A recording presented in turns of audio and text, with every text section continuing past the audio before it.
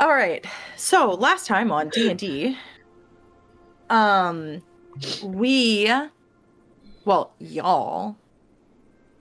were you were behind the bathhouse, and you found some of Malachi and Bane's family. Granted, they don't look like they did when... But at one point... they were. And now you had gotten a mysterious letter that Briar was decoding from someone named Cerberus, asking y'all to meet. You wake up this morning in the deluxe suites that you have all been given,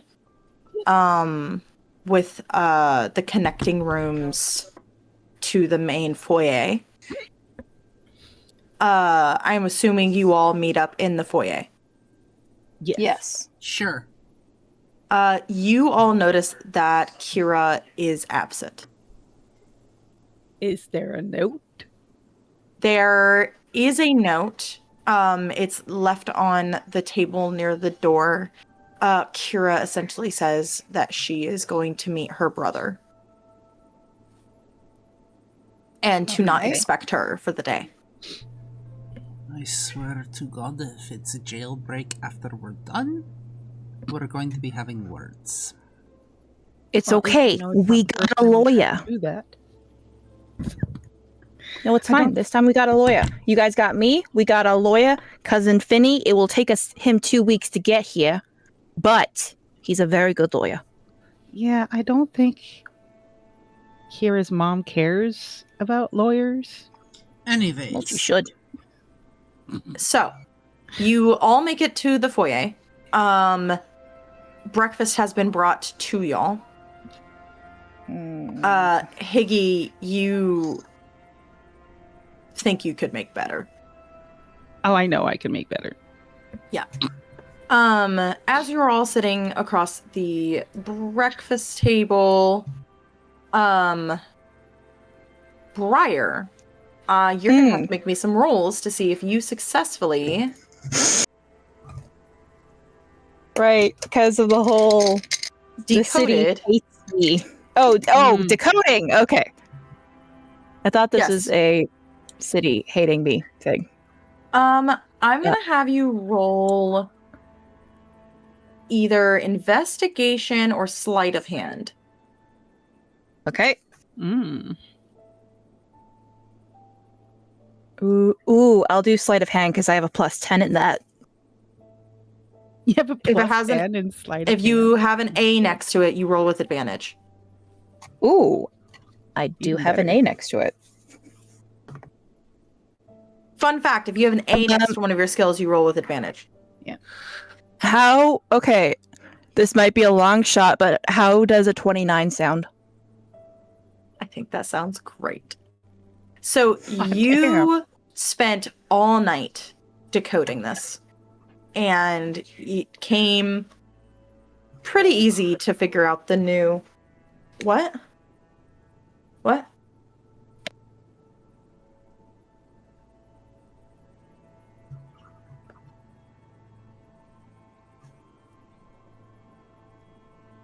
One moment, folks. Our DM got sidetracked. Yep. This game session is brought to you by giant mugs of water. Make sure to hydrate before you dihydrate.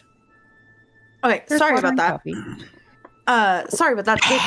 The DM's partner wanted to watch a trailer, and I told them we have to watch it later. So the new Mario game dropped, and the new trailer. What?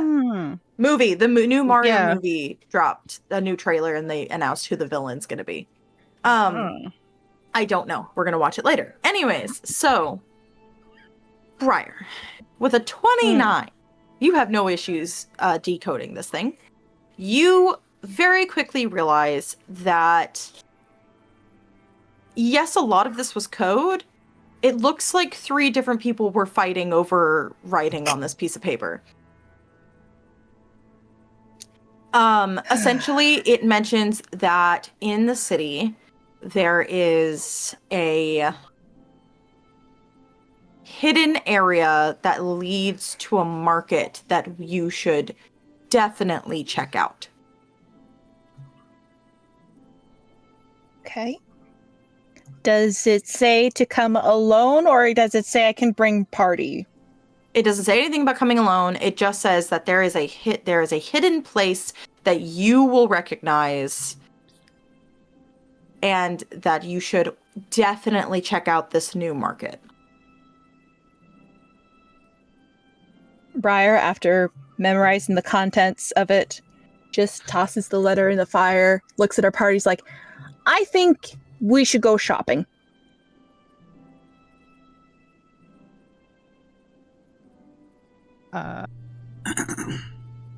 You're saying this like out of nowhere? Just Yes. I guess we could. Halina's gonna watch as you decode, as you like read the letter, and then you toss it in the fire, and then like, and then say that. So which one of them was it?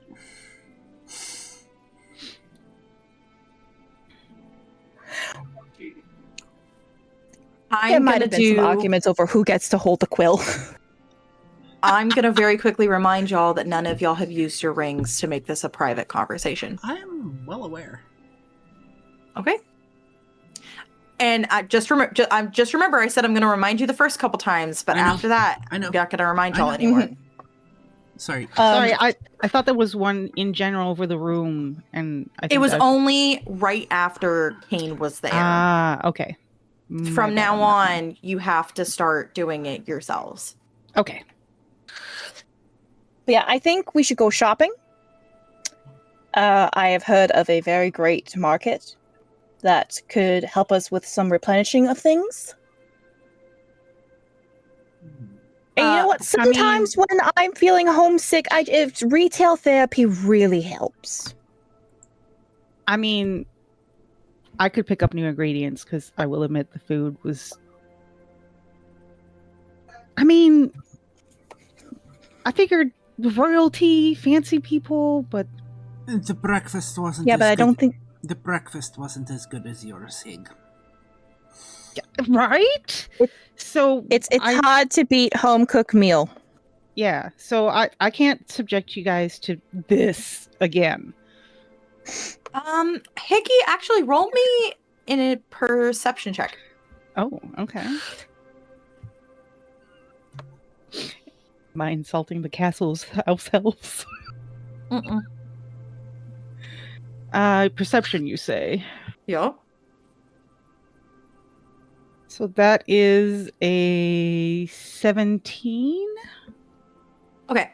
You notice that you're right. For royalty, this does seem subpar. And as you kind of look over the plates and you look over the general there's an ad. General, like, the silverware, the plates it's on, the kind of food they cooked. This is not what the nobility and the royalty eat. Yeah. These look like servants' plates. I was going to say this is servant fare. Yeah.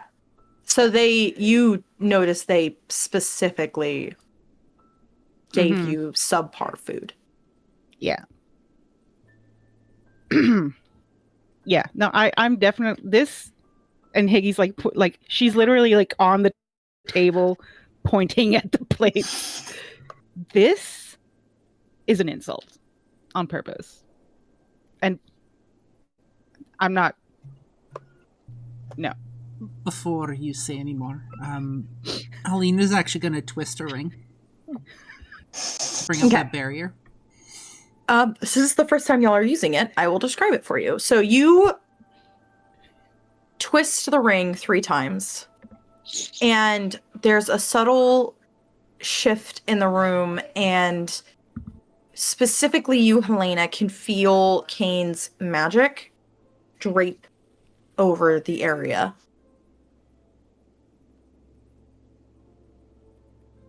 So you know it's working. Let them insult us all they want. It's not. It's not like there's anything wrong with servant food. I personally think it's disgusting to give their servants this food too, and no one should be subjected to this. Let them insult us all they want. Let them think they're getting away with it. We've already decided we're going to deal with the queen.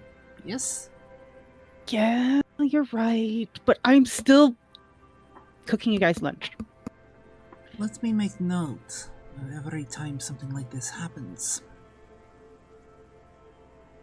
Fine. It will be paid back in full, I assure you. May her bread always be stale. You also notice that Bane has not touched his food. Because they did not give him the same food that y'all have. They gave him scraps for dogs. Okay. Yeah, no, we're fixing this. That just needs to be... I think a lesson is needed. So Higgy always keeps like emergency bacon for Bane. So she's gonna give him some emergency Bane happily bacon. Eats the bacon. Malachi speaks up and says, I think we'd probably have better time eating out than eating here currently. You know what? That's not a bad idea. Quick question. Yeah. Do we know if they put anything in the food? With Higgy's perception, she would know immediately, and just as Higgy is a person, she would know immediately if they had put something in the food. They didn't put anything in the food. It just looks like they were instructed to give you subpar food because you did not warrant the actual effort it takes to feed normal guests that they would have. You know, to hear that a queen is not extending proper hospitality is considered a great insult on their character. She's not a queen. She's a throne usurper. True, but still, we gotta bear in mind, information. You do, I will say, notice that, like, where... So, because, like, it's not like they gave you food and you could put on your plate. They brought you plates of food. So they were already pre-done, like, plates of food that they set out for each of you. You notice that Kira's plate has very small servings. Yeah, when Kira gets back, we're going to feed her properly, because I'm sure she hasn't eaten anything yet. Her food's untouched. Yeah, no. And I think Malachi's idea of eating elsewhere on top of our eating, on top of the shopping therapy is a grand idea. Because if I look at these any longer, I'm going to have to go talk to somebody in the kitchen, and I don't think we want that. No. Halina, when this adventure's done, I vote we take everybody to Drift End so they can feel some proper home hospitality. Take them to that, not the bakery, not the burlesque house. The cute little cafe. The one that the gnomes own? That's the one. Some of the best food I've had. Briar, I will also say that you know that where you are supposedly going, y'all will need plainer clothes. Or at least something to cover the clothes that you wear. Briar looks civvies, essentially. So just so that there's no chance of us getting jumped or anything, I would highly recommend, especially for the place we are going and who we're meeting and who's potentially with the people we are meeting, we wear clothes that don't draw attention, meaning I have to change into something. She looks down at her very rainbow attire. Monochrome. The armor that Kane gave me, does it shift with my shape-shifting? Yes, it does. There's a couple other cool features that you haven't figured out yet. Ooh. So as you're standing there, you're gonna watch Halina as she starts to like shift and warp, and she's in civvies, but she never took the armor off. You lucky bitch.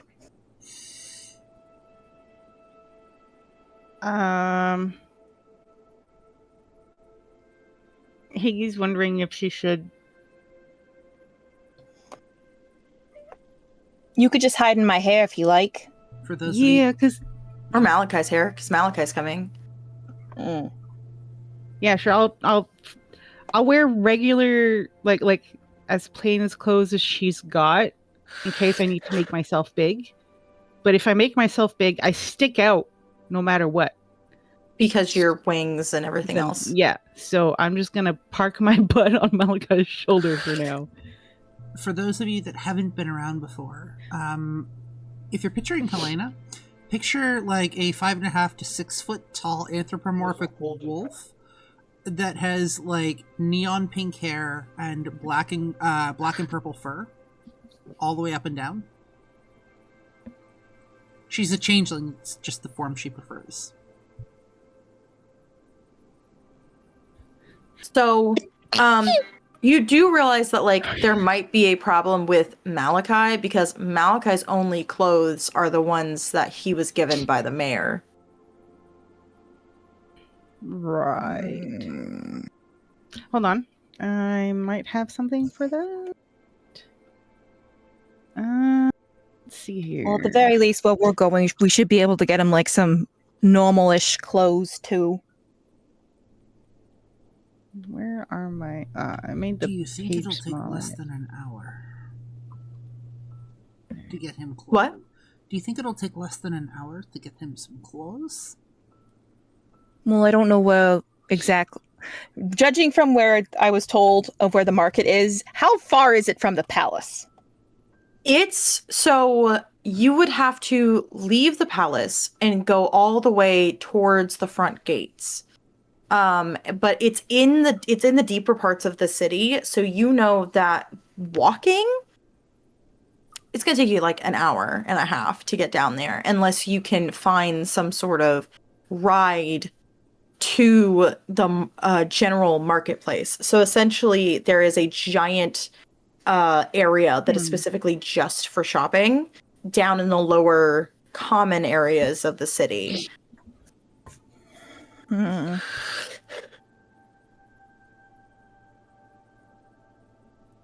Maybe.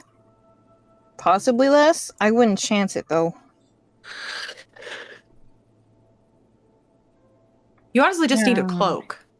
I was gonna say, like, I don't think anything that I would have to make ginormous. Oh, Briar looks in her bag. She probably has like a drab cloak for when she's doing like costume changes. Problem is, she's 5'5", so it's probably like gets to maybe his mid thigh. You could also check the room. You could also check the rooms to see if anything was left. Given to us. Yeah. Let's check some closets. So Hig's gonna like fly around and check closets and stuff. For everyone that's looking, roll me investigation. Investigation. 29. Jesus Christ. 18. I think you saw things. Yay for good dice rolls today for Blaze. 17. That's like my one good dice roll today. Everything else, you're all fucked. What'd you roll? 17. Critter? 17. Okay. Briar has the easiest time finding something. You do notice that there are clothes in all of the closets. Again, it looks like they really did not put time or effort into it. They're very... You're unsure if they would even fit any of y'all. But you do happen to find Briar a large black cloak. It is hitting winter season, so it's a bit on the thicker side. This will do. She says as she tosses it to Malachi. Malachi, where is it? Are we all ready to head to the market area? Yes. Briar does change into like less colorful, less noticeable clothes. She actually goes as far as to undo her space buns and just do like a plain old braid. Before we move out of the room, Halina's going to shift into a more oh, wait, that's not going to work in the castle. Never mind. I'll wait until we get outside. Okay. What's not going to work in the castle? So, they know I'm a wolf.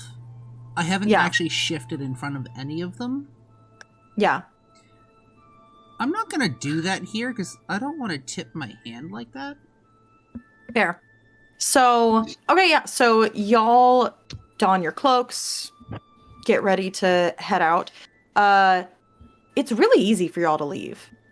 There, you don't pass any servants. No one's really taking note of you.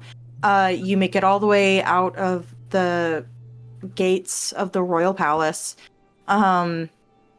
You've got two options. You can try to see if there's a carriage that will take you to the market area, or you can leg it. It's going to be a 17 on a perception check to see if anybody's following us. Okay. As of right now, no. If we walk, it'll be easier to tell if we're being followed.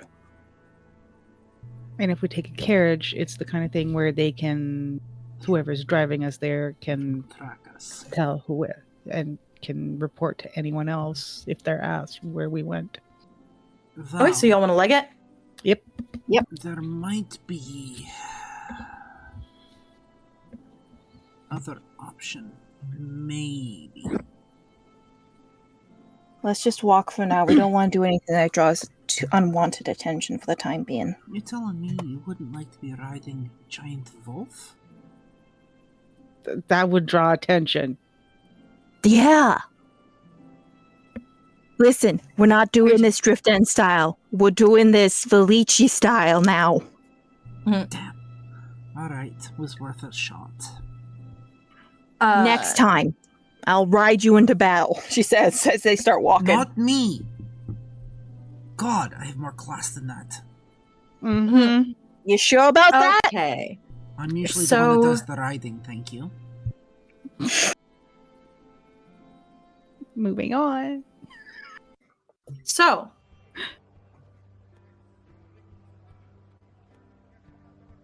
that is some weird talking happening. Hold on. Ow.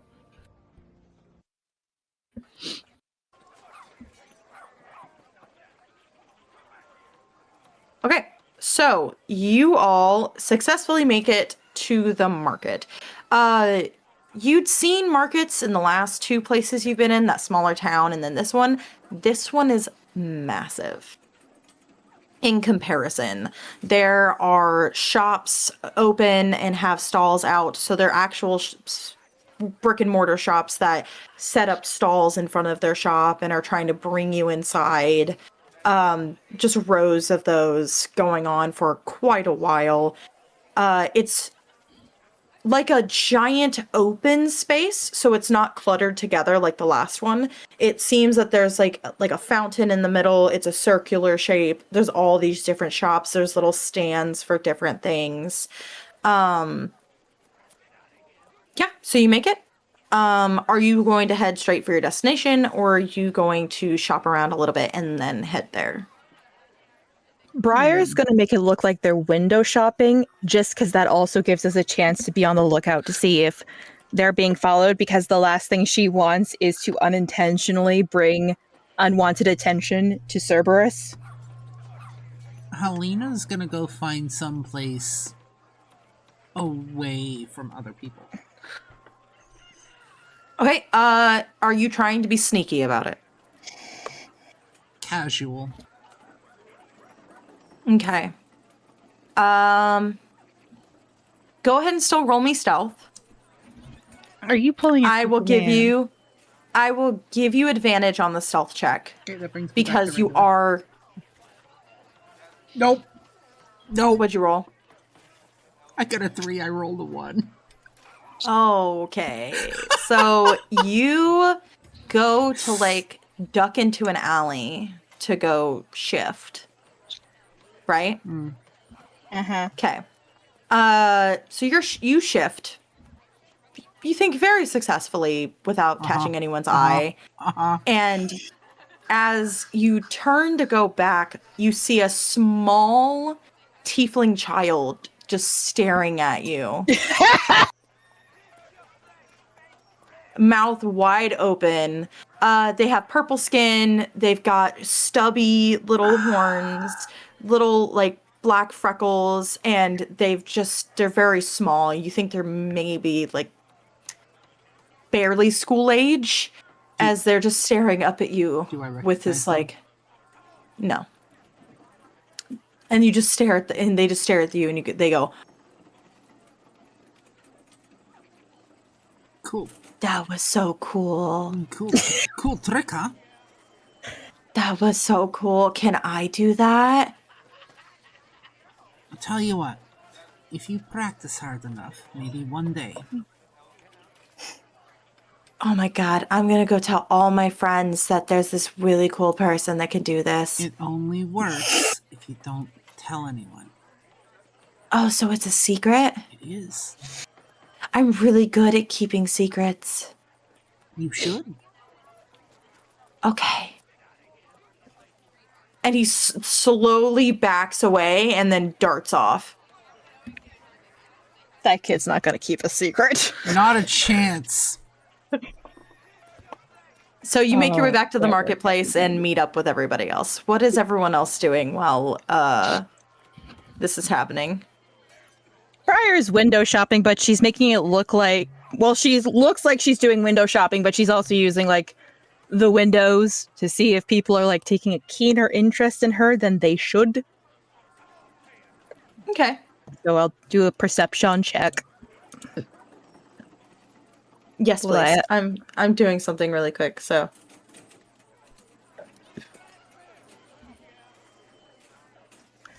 Okay, I'm just checking. Yeah, okay, just +3. Okay, so that is not as great. That's a 18. Not that Okay. good. 18. 18. So you're just trying Compared to see to if my like 29, yeah. So you're just trying to see if there's like anyone following you, essentially. Yeah. So far, you have not noticed anyone following you. Okay. Hig is basically just. Oh, sorry. Go ahead. Finish up. Oh no, you go ahead. I was going to say, Hig is just on the lookout for good ingredients, but she's not going to buy anything right now.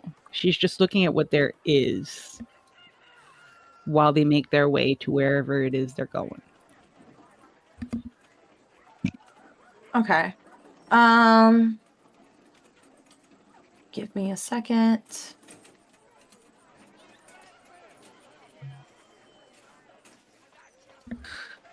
You good there, Bird?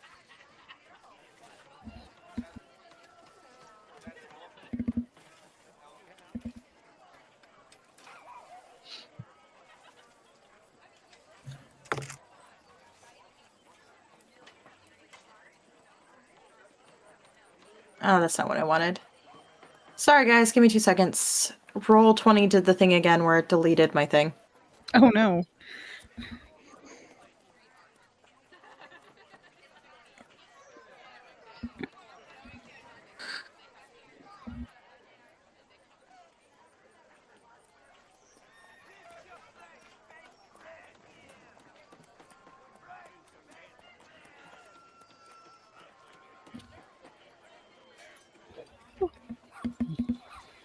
Okay. Okay, we're just not going to have that for this today then. All right. So, well, actually, I think I might have a substitute that I could use very quickly. Yeah. Okay. All right, have fun.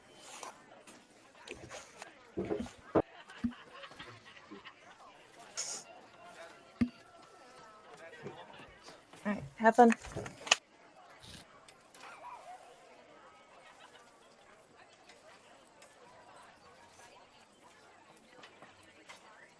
So sorry, guys. It's okay. Don't worry about it. Take your time. We're going to use this as like a temporary thing. This is not exactly what it looks like, but I still want to give y'all a visual. So imagine this, but it's a marketplace. Cool. That works. Okay, so you're walking around. Higgy, you do notice there's a like herbalist shop. Mm-hmm. That seems to be joint connected to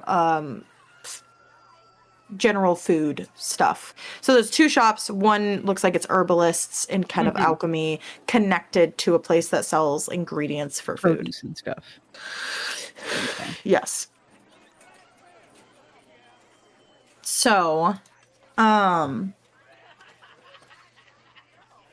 anyways, so you're all kind of looking around, kind of like shopping. You see those two shops, Higgy, that you could either shop at now or you could come back later and try to shop at. But other than that, no one's following you. There's not to be anything really out of the ordinary.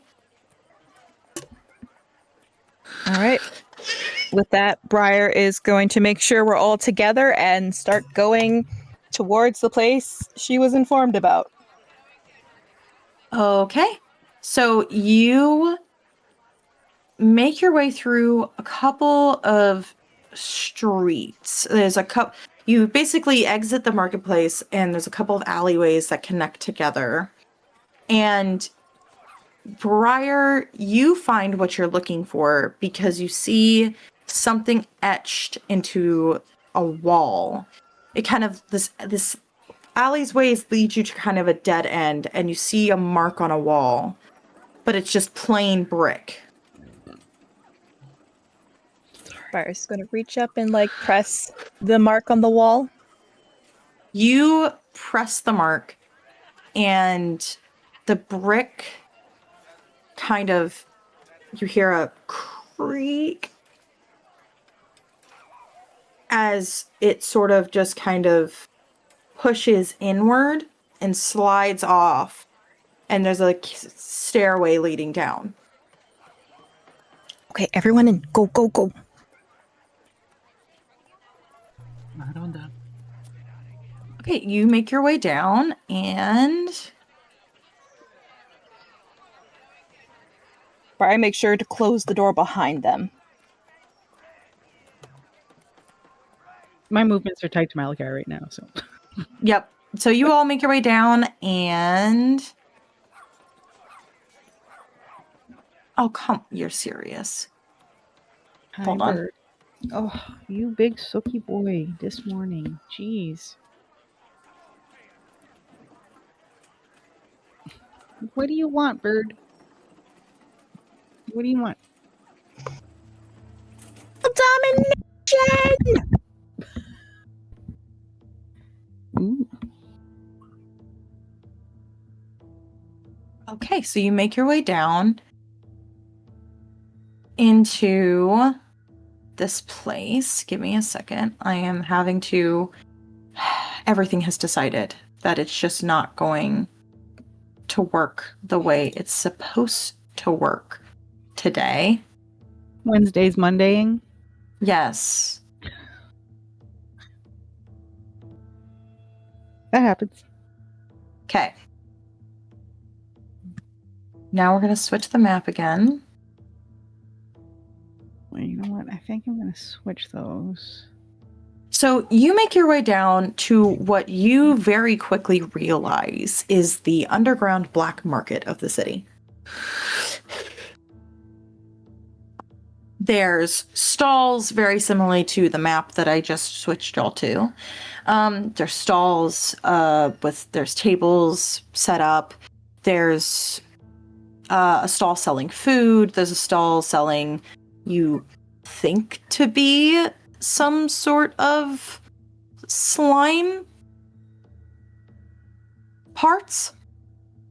and a couple other nefarious looking ingredients that you know for a fact is widely discouraged from being sold. Mm-hmm. Of course. Just another farmer's market for Halina and Briar. So you make your way down the stairs, you go to the open area. Nobody really is looking at you because, well, it's a black market.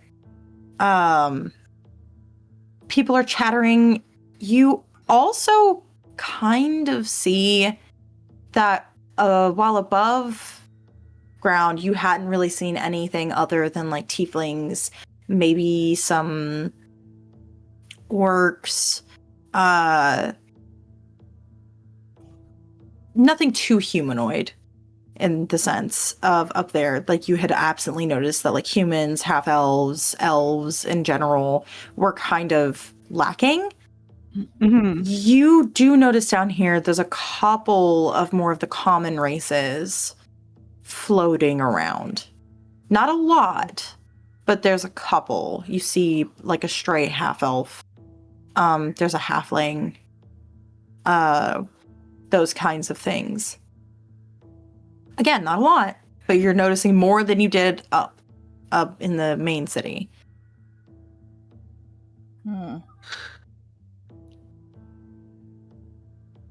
So, where do y'all want to head? Do you want to just start looking around? I'm gonna look around. Same. Okay.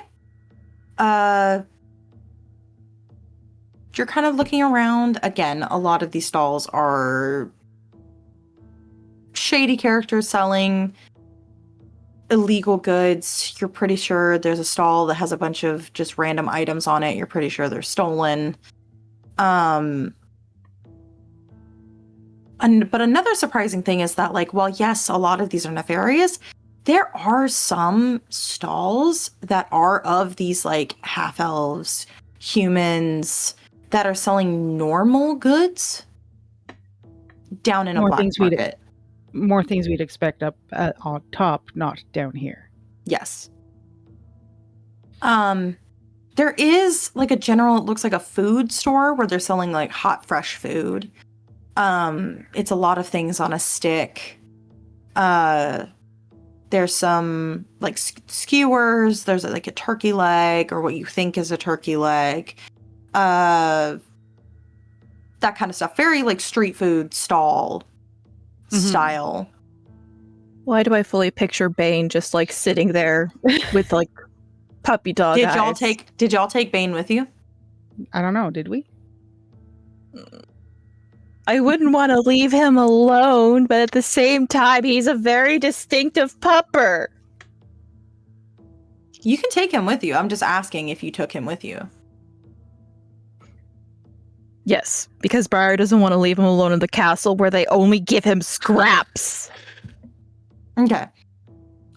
Bane smells the food and runs off to go stand in front of the stall. Bane! Hickey, Malachi, you feel Malachi quickly making his way through the crowd to get to the stall.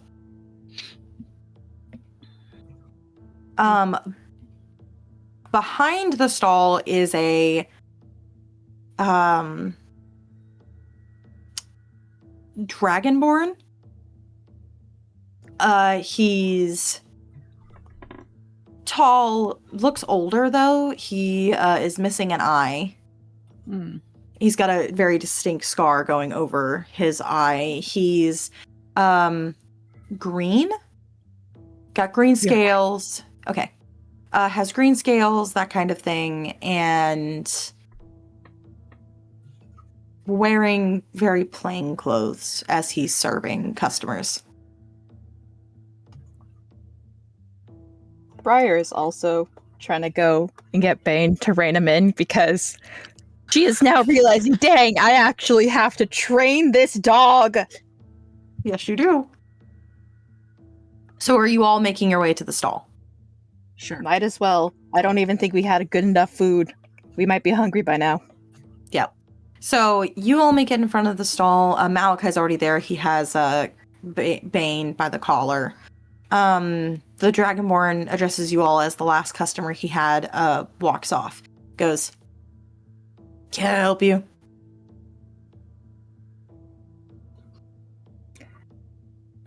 Briar is gonna look at the selection with Halina and say, "What would you recommend for my boyo over there?" She says, looking at Bane, who's probably like eyeing everything.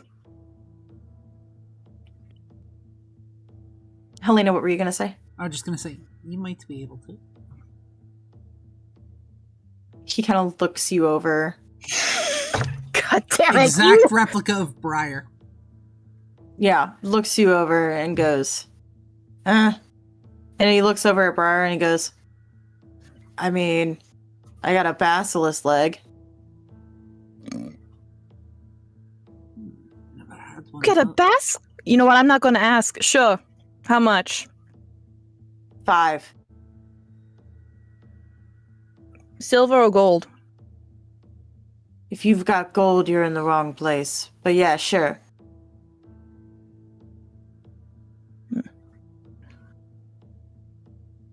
Briar just like digs into her pocket. Because I'm guessing he meant 5 silver. Yep. Alright, she's gonna hand him over. She'll give him like 7 silver for the basilisk leg. Okay. He like takes the money. You see him like stuff it somewhere behind the stall. You see him walk off to another part of like the kitchen area because it's a full kitchen back there, and he brings back this steaming hot, looks like a turkey leg, and hands it to you. Alright, she'll take it. Bane jumps up and like snatches it out of your hand. And is just rapidly just devouring it. He was hungry. He didn't eat breakfast. He just had emergency bacon. He had emergency bacon. Briar can't even be mad at that. But she's just like, oh. The Dragonborn looks back at the two of you and then looks like at Malachi and goes, anything else? What are your other options? He kind of looks, he's like, I got a kebab. What kind of meat? Meat? It's not humanoid if that's what you're worried about. I just wondered what kind of flavor profile. Y'all are some rich fucks. It's meat.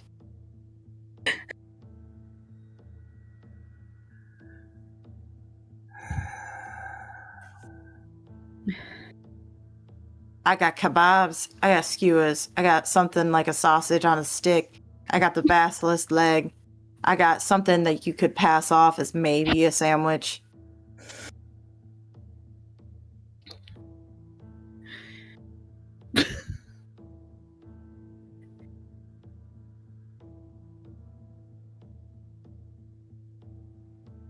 Halina says nothing. Depressing.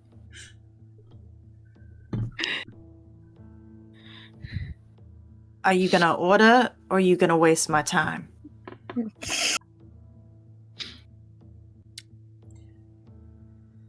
Give me a skewer. You want tough meat, you want tender meat. Tender. That'll work. And he turns around and you see him like do something on like a grill, and he pulls back and you see this skewer.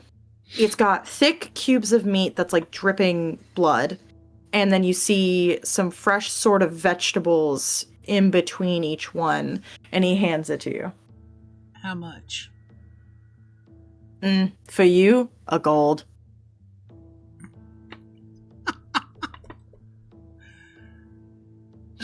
Suddenly I've lost my Serves you fucking right. I'll hand him I'll have the meat. And you just see him, like, he takes it back and he goes, you're lost. And then he eats it and then throws it down. And he goes, anybody else want something? I'll take a skewer. Tender Tender meat. 5 silver. Turns around, he grabs a skewer, hands it to you. Briar will give him the 5 silver. He pockets it, and he looks at Malachi. He doesn't see you, Higgy. And he looks at Malachi, and he's like, what do you want? And Malachi orders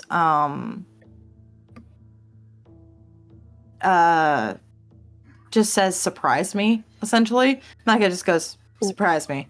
And you see the Dragonborn kind of like grin, and it's like all like his whole mouth is just full of these teeth that have like, some are yellow, some are black, and like they're jagged and they don't look quite right.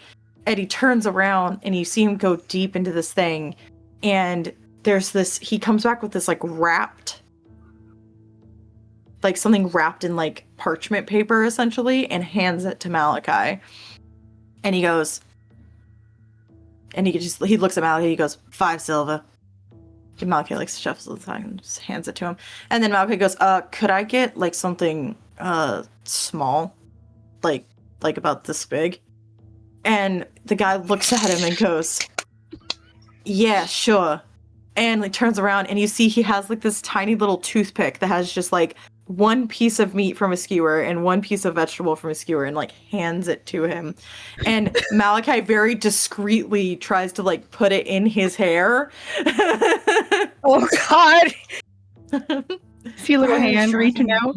Non-stealthy people there are.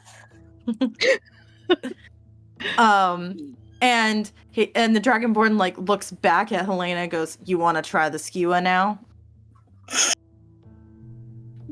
No, I'm good. But thank you. Your loss. No, sounds more like your loss. And Halina will walk away. The Dragonborn just shrugs and goes, this isn't my main source of income. I don't care. Thank you, Briar says as she goes to follow her sister, because Briar's the one who knows where the fuck they're going. They didn't tell you where in the marketplace to meet. They just told you to meet in the marketplace. True. So are you all that I would know it when I saw it. Yeah. Are you all eating the food? Briar is gonna take a bite. Surprisingly, it's pretty damn good. I'm gonna inspect the food. Yeah, I'm going to, like, before Hig tries her food, she's meticulously inspecting this. Okay, yeah, roll me perception. We've been over this. Briar has no sense of self-preservation. 21! Same. 20. Okay, y'all two look at the food. And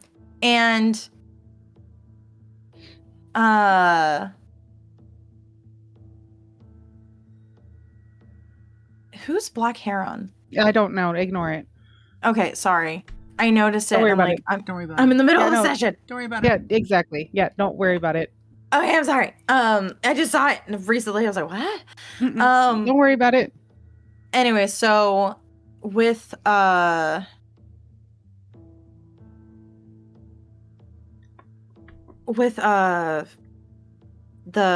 food, I'm actually going to describe what Malachi got first.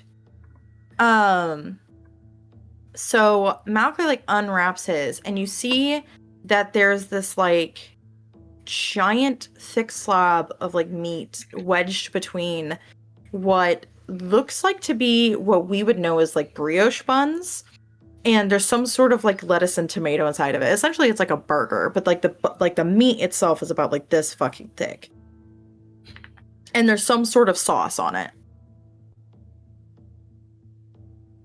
but you can't tell what sauce. So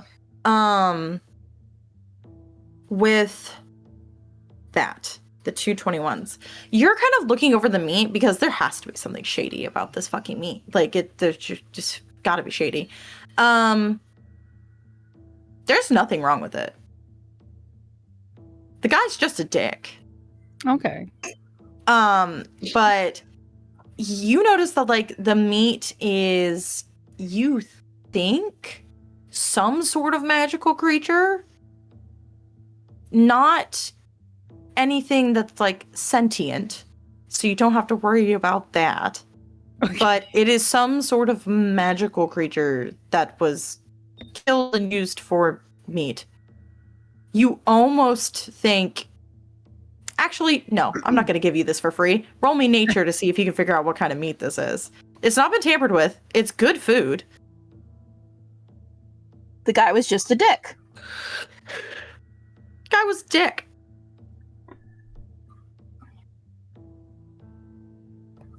Apparently my dice likes the 17s today. So that would be a dirty 20. Okay. Higgy, you realize that this is almost 100% dragon meat. That this guy was casually selling. And you know that, like, to get dragon meat means you have to kill a dragon to get the meat.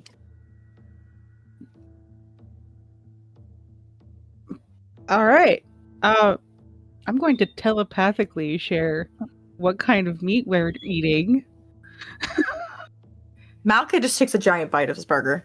Yeah, like it doesn't bother her. It's just like, oh, interesting. Yeah, but it's a Dragonborn selling dragon meat. Yeah, no, I'm aware of the awkwardness there. We're not addressing that.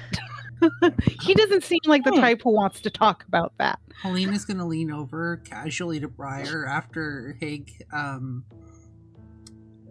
communicates that and just like, sounds like he was dragging his ass on the sales there. He did say that this wasn't his main source of income. I wonder what the other one is. I'm gonna guess Dragon Slayer. You do notice as you walk away that he's leaning over the stall, watching y'all walk away. Watching how? Yeah. He's got that same weird grin that he gave Malachi with the food. Briar's gonna turn around, keep eye contact with him, and just like take another bite of the meat, wink before turning back around and continue walking.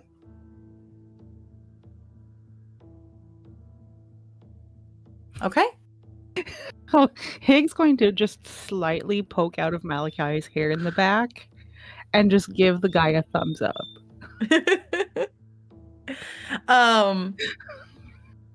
And the Dragonborn like kind of like looks at you, Higgy, and you kind of realize that he knew you were there the entire time. I wonder if that was the old man. I would not be. Ooh, Grandpa? Yeah, that's the one. You know what? That would not be surprising. So as you're kind of walking around, Briar, roll me a perception check. Perception. That's +3. 14? Okay. Out of the corner of your eye, you see a cloaked figure kind of darting off into kind of like a side area. It looks like it leads to where like there might be somewhere that these people stay, like for housing. What really strikes you though is that different parts of the cloak are moving. And not in a normal way. Like Briar. 3 gnomes in a trench coat kind of way. Yeah. Briar shakes her head and just like turns and like without a word to anybody start walking towards that direction. Are you all following? Yeah. Am I? Yeah, Malachi is. So y'all kind of weave your way through. You go down the side street and you see that a door has just recently shut off to the side. Dang bird, I'll be right back. You guys keep going. Okay. If Briar goes up and tries the door handle, is it locked? No, it's unlocked. All right. shall open the door and walk in. Okay, so you walk inside and quickly realize that this is like an how do I describe this? Like, this is a front. Mm. So it's just like a plain looking, it looks like a storage room. But you notice that the person that you just saw is not in here. So it has to, like, be a front. So there has to be somewhere else that this leads to. All right, Briar's gonna start looking around for things that look slightly but not really out of place. Go ahead and roll me investigation to anyone that wants to try to figure out where the figure went. 26. Jesus. I'm not even gonna bother This is her trying. whole spiel. So, Briar, you quickly notice that there is a rug on the floor that in a storage room is very odd, and that it's slightly askew. She's gonna kick the rug over. There's a giant wooden, like, hatch. Alrighty. She'll try and open the hatch. Hatch opens. Yay. We go inside. Okay. You start to go down the hatch and you realize it's a drop. There's no, like, ladder or stairs. It's a drop. As soon as you open it, Halina's through the hatch. Just Figures. gone. Okay. You drop about it's about a 10-foot drop. So you drop down and once you kind of drop down and you get in there, you were expecting like sewers or like some sort of like thing, and you realize it's a shop that you've somehow dropped into. And I will put it on for y'all.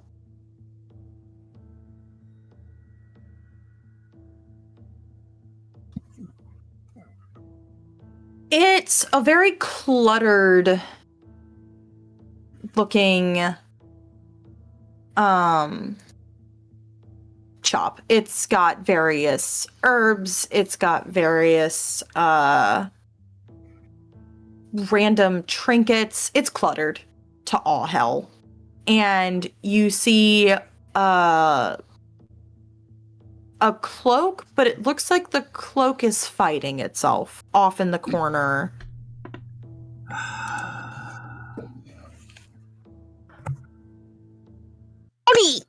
Well, actually, no. Briar has like jumped down at this point, just like, oh, for fuck's sakes! Are you done yet? Give me 2 seconds. Briar, can you drop in the sidebar? Yeah. I have a feeling I know who you want dropped in the sidebar. Yep. So as y'all drop down, you see that the cloak gives way as there is some constant scuffling going about underneath, and my music is not doing what it's supposed to do, and I'm pissed about it. Give me a minute.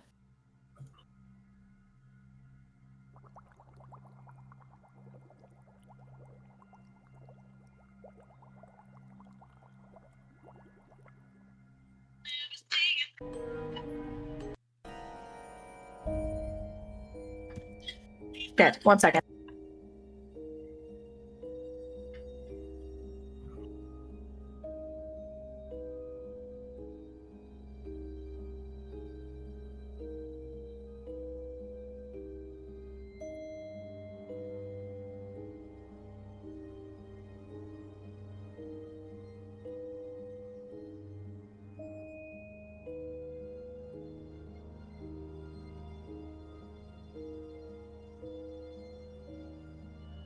Sorry, guys. That was an important phone call I had to take.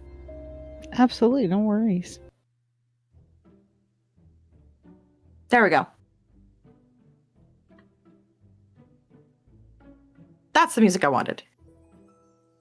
So, as you see this cloak kind of like scuffling around about each other, you see that the cloak kind of like falls away, and there are 3 tiny kobolds just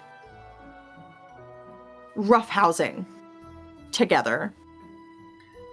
Are you guys done yet? The 3 kobolds suddenly just stop. And they all quickly jump up, turn around, and they go, "Oh, it's you!"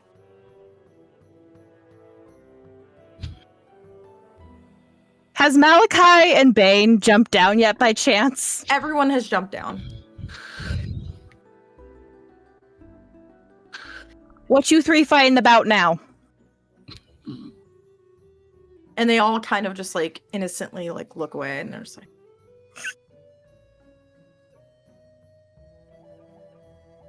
well.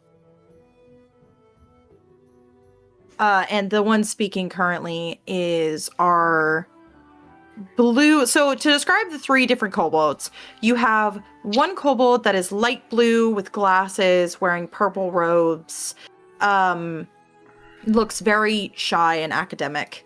The second kobold is a red kobold that has ears that kind of droop downwards, wearing very almost monkish clothes. And then the third kobold is a bright blue with big curled horns and is wearing very roguish attire.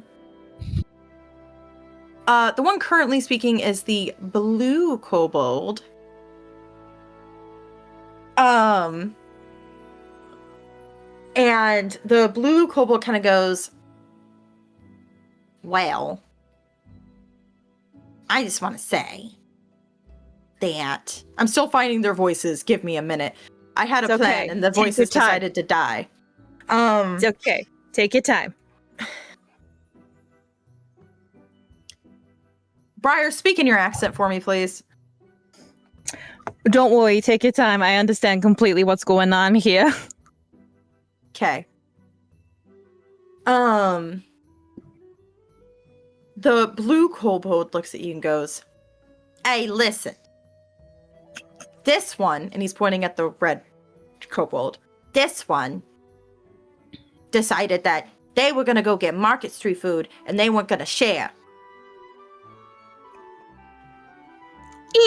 You know that's not nice. The red kobold kind of looks and just crosses their arms and goes, listen, I did not agree to this. It is my food and my money. Would it make you feel any better if we gave you enough cash to go buy yourself something individually? The small purple tiefling, not tiefling, sorry, kobold. Not purple, blah. Light blue, gray. We're gonna go with gray. I'm calling it gray. Just a distinctly, like the gray glasses wearing kobold goes, well, to be fair, and he points at the red kobold E. To be fair, he kind of stole all of our earnings. Sorry. How much were your earnings? Well, we each got a gold recently. And E bought like a bunch of skewers and some basilisk leg and a couple of other things. And ate it all. Alright. Alright, before this gets any further, everyone, this is Cerberus, she says, gesturing to the 3 kobolds, also known as Cousin Tony, also known as, she points to the glasses wearing one, Toe, the bright blue tiefling, Knee, and the red not tiefling, kobold, the red kobold, E. I know who they are. I know you know who they are. They don't know who they are. She says, gesturing to Malachi, Higgy, and Bane. I mean, to be fair, we're kind of lucky we know who they are. This is very true. All right. E speaks up and goes, listen, I earned it because these two were too chicken. Okay. Let's just settle this right now. Fuck the accent. Let's settle this right now.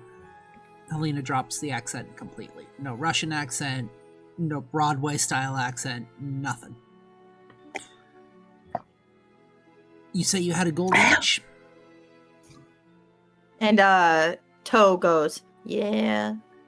How long you been in the city for? We got here like a couple of weeks ago. Okay. I will pay you for information, so it's a fair trade.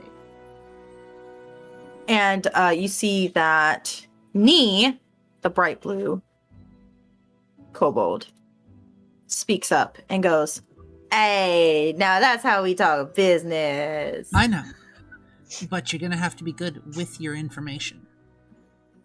I've got the cash, but you're gonna have to be good with it. Knee gives a bright, toothy grin and goes, oh, do we have information for you? Briar, you're up. Briar cracks her knuckles. All right, let's talk. Toe kind of goes, give me a minute.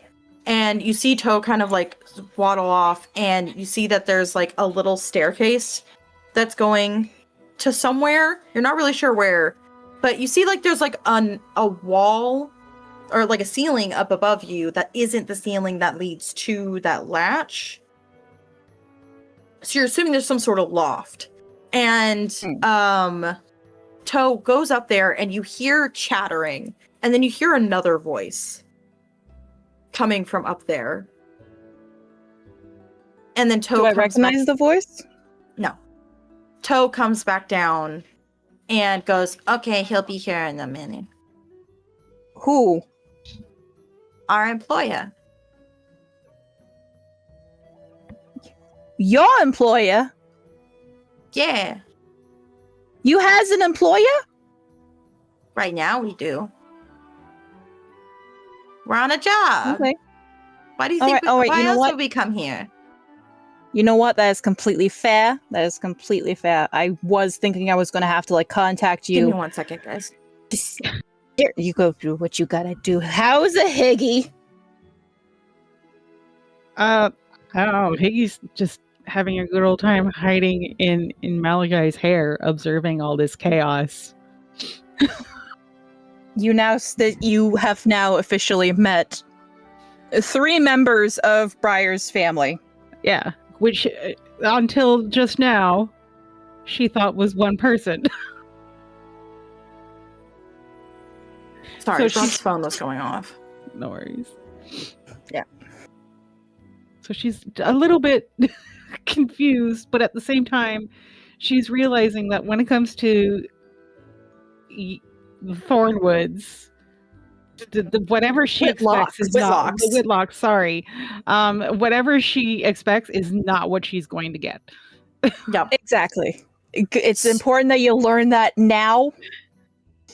Yep. To fully understand that whatever you expect with the Whitlocks, you're wrong. Yep. Blaze, just so you know, because I don't know if you heard it, Toe went upstairs to like a loft that looks like is attached to this little area, not connecting to the hatch. Actually, if y'all notice, the hatch is now gone. And you hear Toe go upstairs. You hear Toe talking, and then you hear another voice. And Toe comes back down and says, he'll be down in a minute. And Briar said, who? And Toe said, our employer. Okay, but who's the employer? And are Why you do we being need to paid talk fair? about Yeah. Well, and then this is when E speaks up. I might change E's voice. It's hard to do. It's okay. E speaks up and goes, well, yeah. Of course we get paid. Also, we get free room and board. Well, that's a given. Yeah, and also they give us yummy little snacks. And then Nee speaks up and goes, also, I just want to say we are helping to bring down a corrupt city and mysterious plots, and we're gonna be cool while doing it. Oh, but you're always cool. Fucking cool. And Toe goes, do y'all want tea? I would love some tea. And you see tiny little Toe just start like going over to this little tiny desk. You see that there's like a little him-sized desk. By the way, these are like small kobolds. They're basically, all three of them look like runts. Yeah, they're like about, I want to say like 3 foot, 4 foot, Okay. maybe even smaller. I'm gonna leave that up to Briar.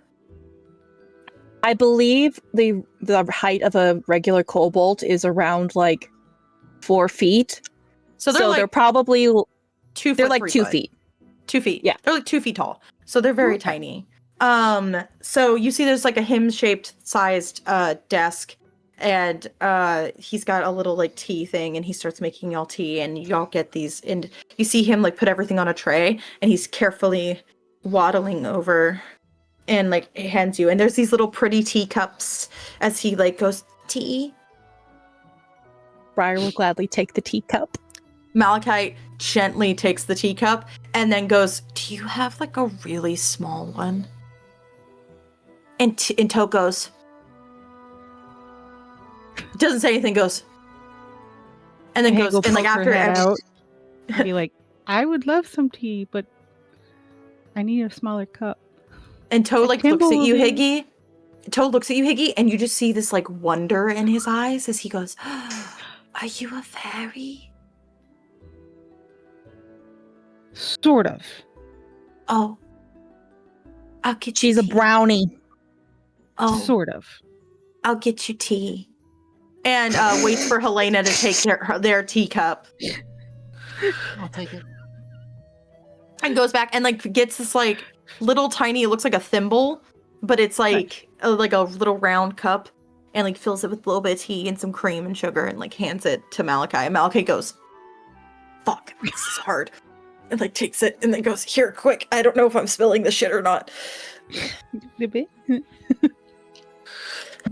As you're all getting tea, and you see that Nee and E are still bickering amongst each other while Toe is being a gracious host, you hear a rumbling upstairs and then a thud. And some more shuffling as like sounds like someone's getting dressed upstairs. And walking down is not what you expected. Because you were expecting maybe another kobold, maybe something else. I swear to God, if it's the dragon. No. No. You see that a lion man is walking down the stairs. Oh. He's got white fur with a golden mane. He's a little older. And he kind of walks down, and he's wearing like a kind of like very haphazardly put on some sort of like pants and shirt as he like walks down. He's got these very bright, piercing blue eyes, but he's got white hair with gold markings. He's got gold hair, like that golden sunshine yellow hair. He looks very regal and does not match with the aesthetics of this place.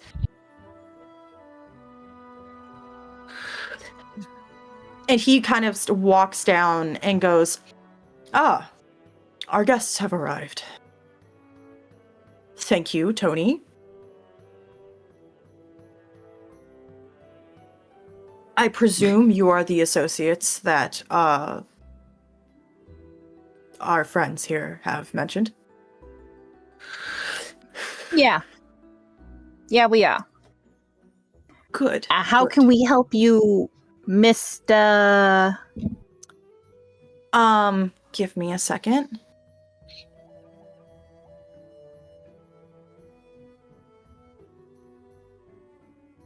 I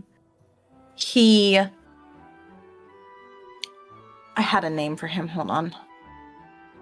I'm telling you, nothing's going right today.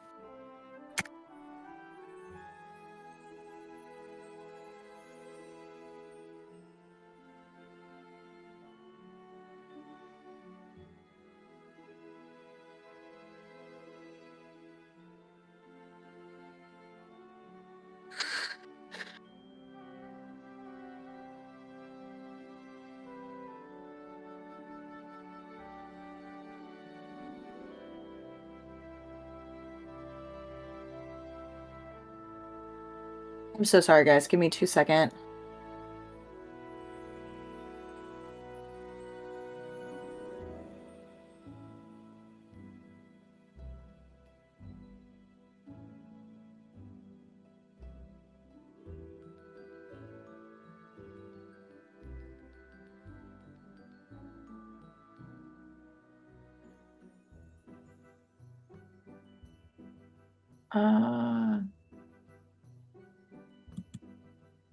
So sorry, guys. It's going awfully. It's okay. going It's awfully. It's that kind of day.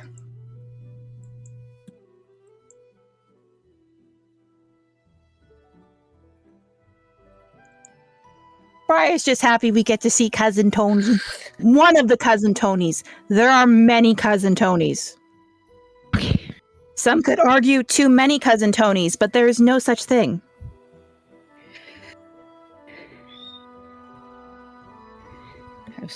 House coat was needed.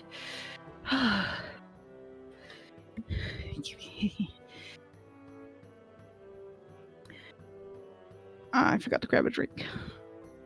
Fuck. You should go grab one. Yeah.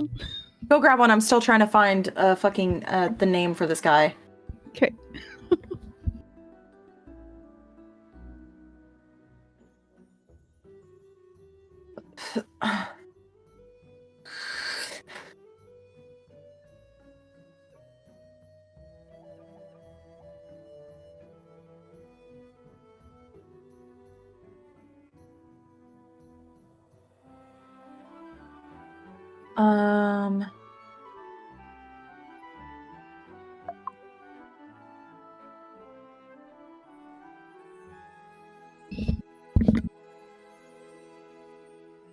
Okay.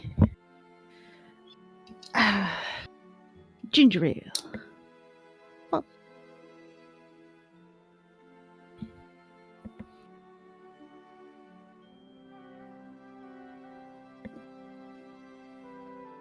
Long live the oversized housecoat. Long live. This thing is so big that it touches the floor. Listen, those are the best housecoats. I know. They make you feel like a professor in a magical school. Yeah. The only problem is going upstairs. I have to like hold it up, otherwise I trip on it. Okay.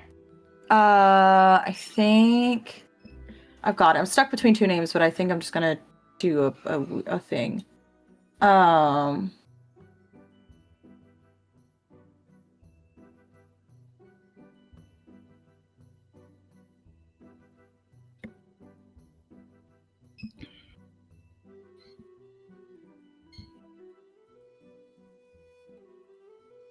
Okay, so as you're looking at this lion man, he looks over you all and he kind of looks back at Tony and he goes, "Do we trust these people?" And you see the kobolds kind of like happily shake their heads and go, "Oh yeah. Cousin Briar's good, and Cousin Halina's a little scary and weird, but also good. I don't know about these other two, but if they're with them, then yeah, I trust them. Wait, what do you mean scary and weird? And you see the one who said it, which was Nee, goes, nothing, Cousin Halina, you're great, and we love you very, very much. No, I need you to explain that. I You treated change you shape. We don't got time. They'll but explain wonderful. it later. Sure, you've been nothing but wonderful. You can sometimes, when you want to be, a little scary. To the people who deserve it. You hear from Yeah. right there. It's the scary dog privilege we talk about. At that, Helena's, Scary wolf privilege. Helena's head's gonna snap. And she looks at Briar. I'm sorry. You want to say that again? Scary dog privilege. Remind me to show you scary dog privilege someday. Mm-hmm. So he kind of like looks over and you see he's kind of like rubbing his like jaw a bit, and he goes, well, if my associates deem you are trustworthy. And you see he's kind of standing a little taller as he's about to tell you his name. And he goes, currently I am known as Valen to the ones here. My full name is Evander Valensinder V. Does that mean anything to us? Does it? Yes. Do y'all remember what the name of the city is? Yeah, I'm assuming Oh this is shit! the ex-ruler, or at least Do y'all One remember of what the them. name of the city is, or do I need to give it away again? It's like It's Valen, isn't it? It's like Cinder something. Yeah, Cinder. Yeah. Cindergate. Yeah, that's Cindergate what- is the name of the city, the name of Mhm. the capital. Oh shit! He's the Your Majesty, Your Highness, your he kind of like gives like a grin, and he goes, not currently. My father was on the throne when Vespera took over. I was away on diplomatic negotiations. Yes. the minute Buddy said his name from Hig just went with the you turned ring. big. Oh, with the ring. With the ring of with the silence. So yeah, so I have two rings now. I have to be careful. Not the ring of big while I'm sitting on Malachi's shoulder. That's for a different kind of date.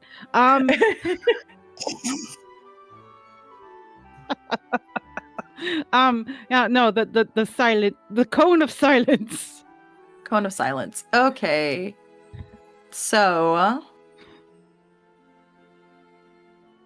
give me a second. We're going to change from this very whimsical.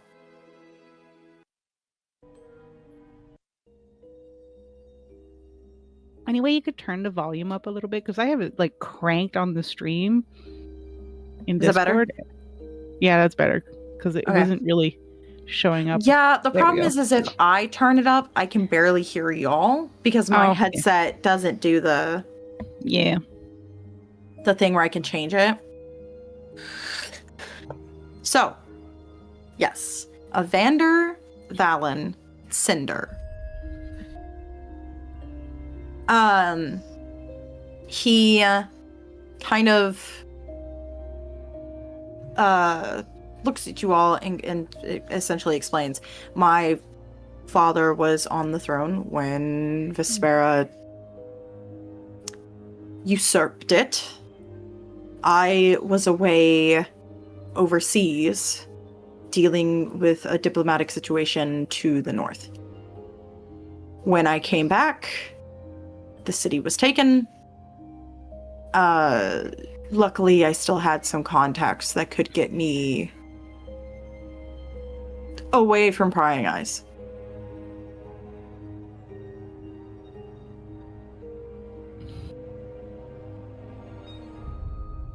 Briar's silent for a second before looking towards Cousin Tony and just says, "This has got to be like the biggest profile client you have ever had."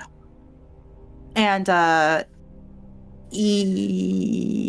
hold on. Nee goes, Nee like puffs out their chest and goes, "Exactly. And if we help him get on the throne again, think of all the money we could make." And Toe goes, "That's not very nice. We're helping him because it's the right thing to do." And E goes, "Yeah, totally. That's why we're helping him." Nee, remember how sometimes we have to have inside thoughts? What are those? Yeah. Evander kind of is chuckling and it goes, "They have been indispensable for me to be able to find out what's going on within the city. And once they had told me that some associates of theirs had come into the city, I wanted to see if I could ask for your aid." Well, you're in luck, because currently the queen is on the top. Well, no. She's not on the top of my shit list, but she is number 2 right now. She's on the top of mine. Well, yeah, that's fine for you. But unless she is my father, she's number 2 for the time being. I can understand. It was, from my understanding, a rather sudden transition. You could say that. Unfortunately, She hurt someone close to us, so. I see. I always knew Vespera was power hungry, but never did I imagine to this extent. Who was she to the court? She was, she was on the council, part of the higher families of the city, but never really anything of that much import. She couldn't sway decisions that was made by my father or by my mother. So that's why I was very surprised that she had gone this large of scale. Usually it was her wanting more access to ports or funds or things of that nature. Not really anything politically. Of course, she tried to marry off her children to up their standing, but that's normal, unfortunately, for among the nobility. Do we tell him? Tell me what exactly? Friend that she hurt is her daughter. I see. If I remember correctly, that is... Kira was her daughter. Yeah. I thought she left. Yeah, we found her as we were adventuring. She also, Kira's mother also sold her soul. That would explain some of the information I've been able to collect. To the devil himself. Well, not the devil himself. Sorry. Clarify. Lack of devil himself. There we go. Something older and worse. Mm-hmm. I have not been able to step foot into the castle since, well, when I left. Oh, you don't want to go in there anyway. Okay, that does not bode well for me. We have inside access. That is what I was hoping for. I do not want to make assumptions that any of my family still live. If you can, I would still like you to see if there's anything left of them. For starters. Which I can give you the exact blueprints of where the dungeons are located. They're not on normal blueprints. You have to know exactly where to go. Take a look into those. Under one condition. I get to turn her into a ventriloquist puppet. You can do whatever you like with her.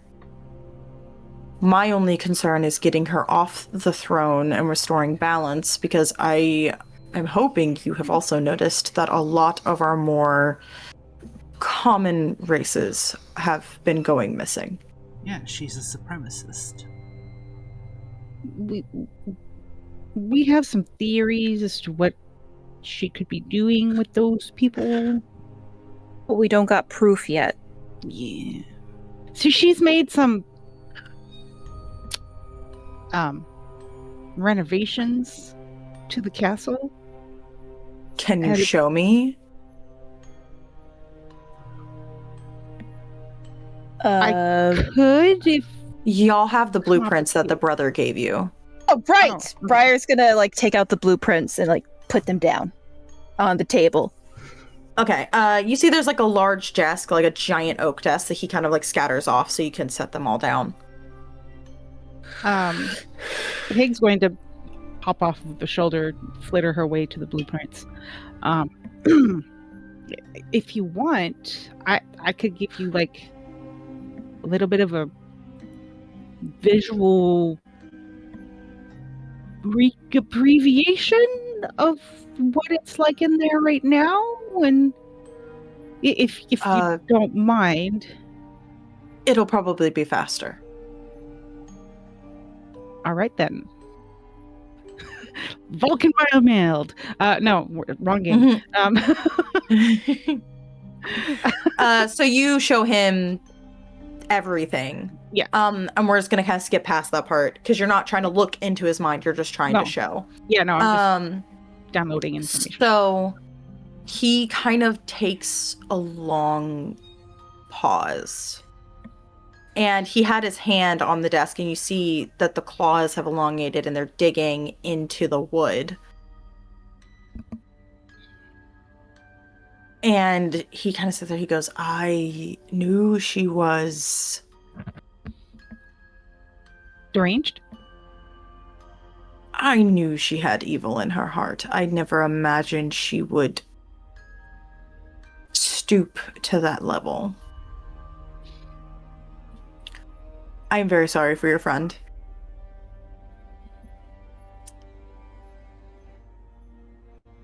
Even more reason why this needs to be uprooted and quickly.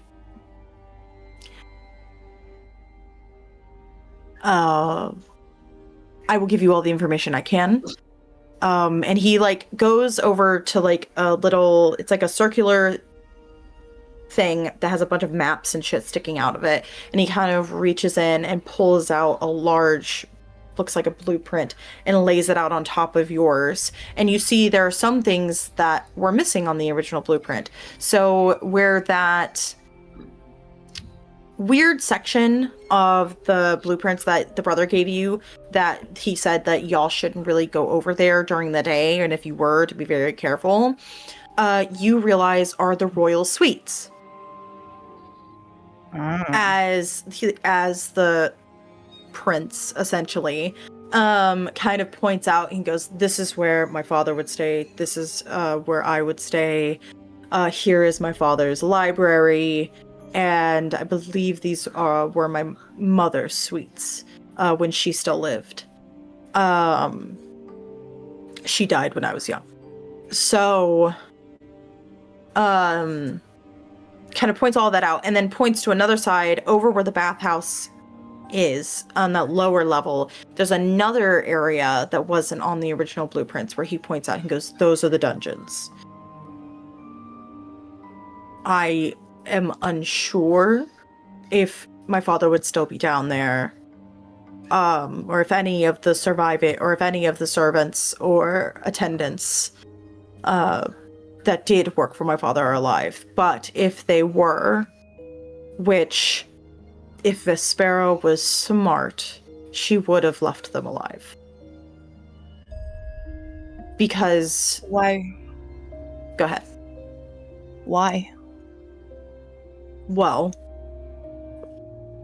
if she actually was trying to do a true usurp of my father, she would need to know the royal secrets that have been passed down through my family through generation to generation.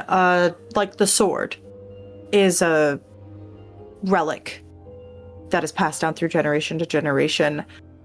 The magic that is active in not only the royal palace, but also in the relic and also throughout the city is only attainable through the DNA of the bloodline. So she would need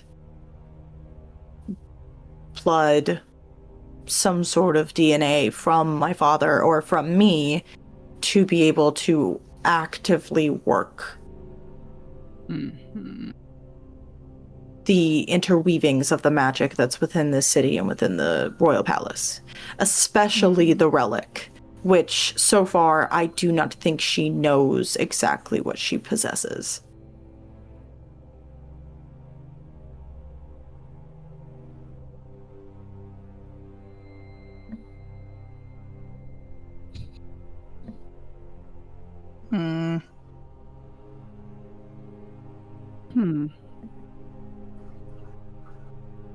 Which, gods help us if she ever does.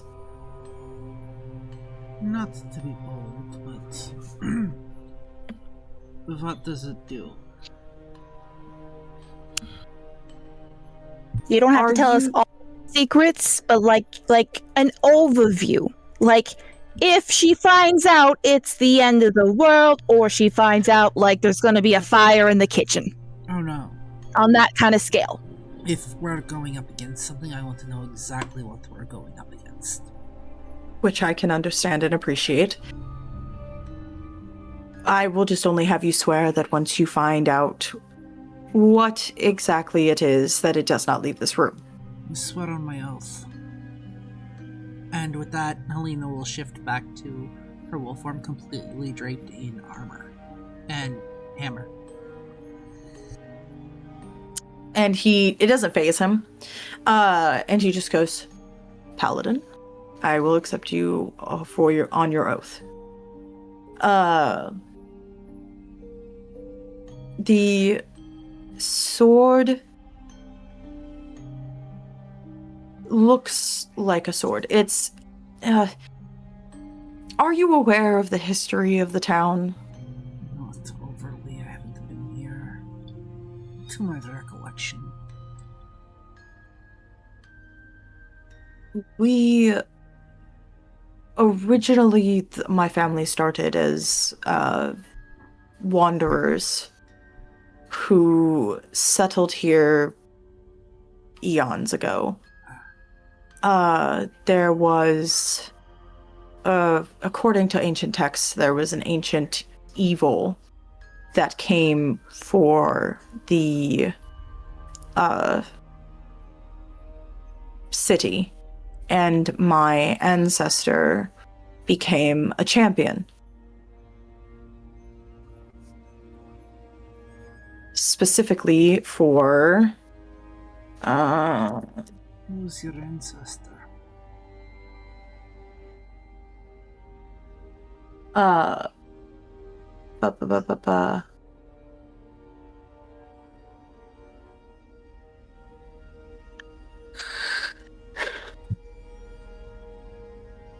Pelor. No, not Pelor. That's sorry. Ancestor, he just kind of goes up. His name is lost to ancient times, but he became the champion of Pelor. The shining one, the god of the sun.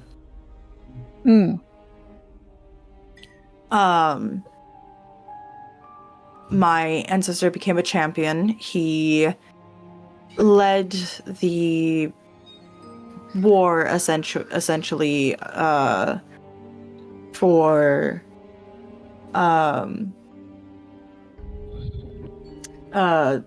essentially light against darkness. He drove back the darkness. That's what the ancient texts say anyway. We're not always 100% sure what exactly that is. Give me a second. Is it Pelor? Oh my god, Jesus.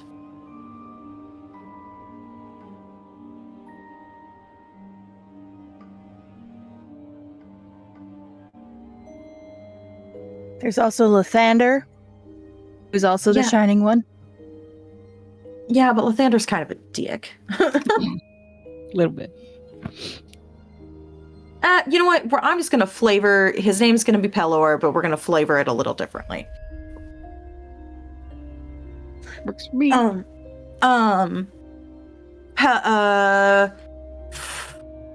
For free, because I don't feel like making a roll religion check right now, because you don't have Kira. With your memories recall of Pelor. Pelor is the god of the sun, the sky, the basically light against darkness. Pelor in this world, just for all the chatters that are like, this isn't true D&D lore, go fuck yourselves, I'm making it the way I want it, is depicted as a lion. But like the lion men that you see like in D&D depicted as a golden lion shining in the golden sun, usually depicted as like a paladin standing against the void of darkness.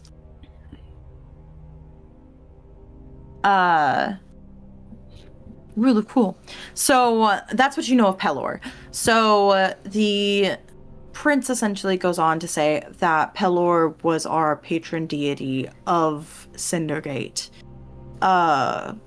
He was depicted on all of our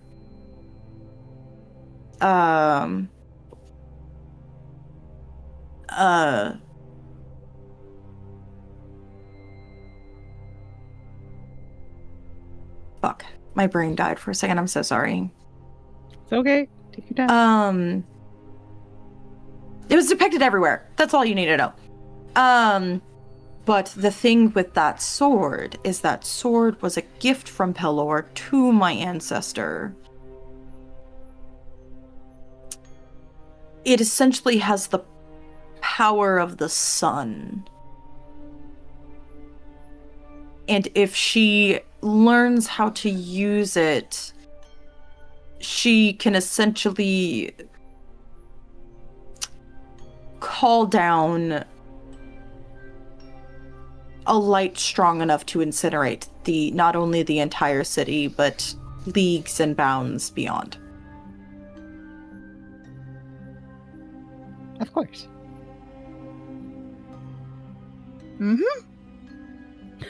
It's never something simple. It's never something like, oh yeah, this thing makes it so it turns water into ice, but only in small amounts.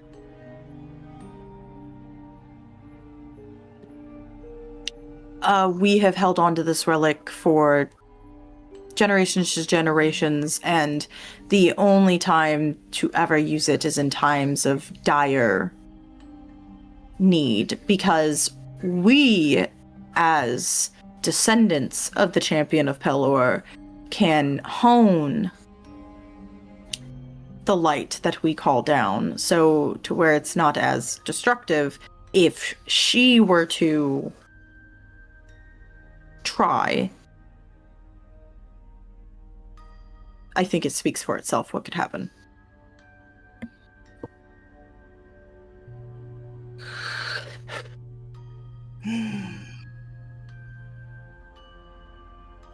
Yeah.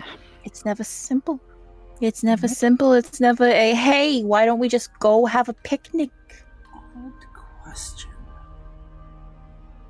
Do we know a cleric that knows create water? I don't think we know a cleric. I have a thought. I mean, I could probably learn that. Give me enough time. What do you want to do?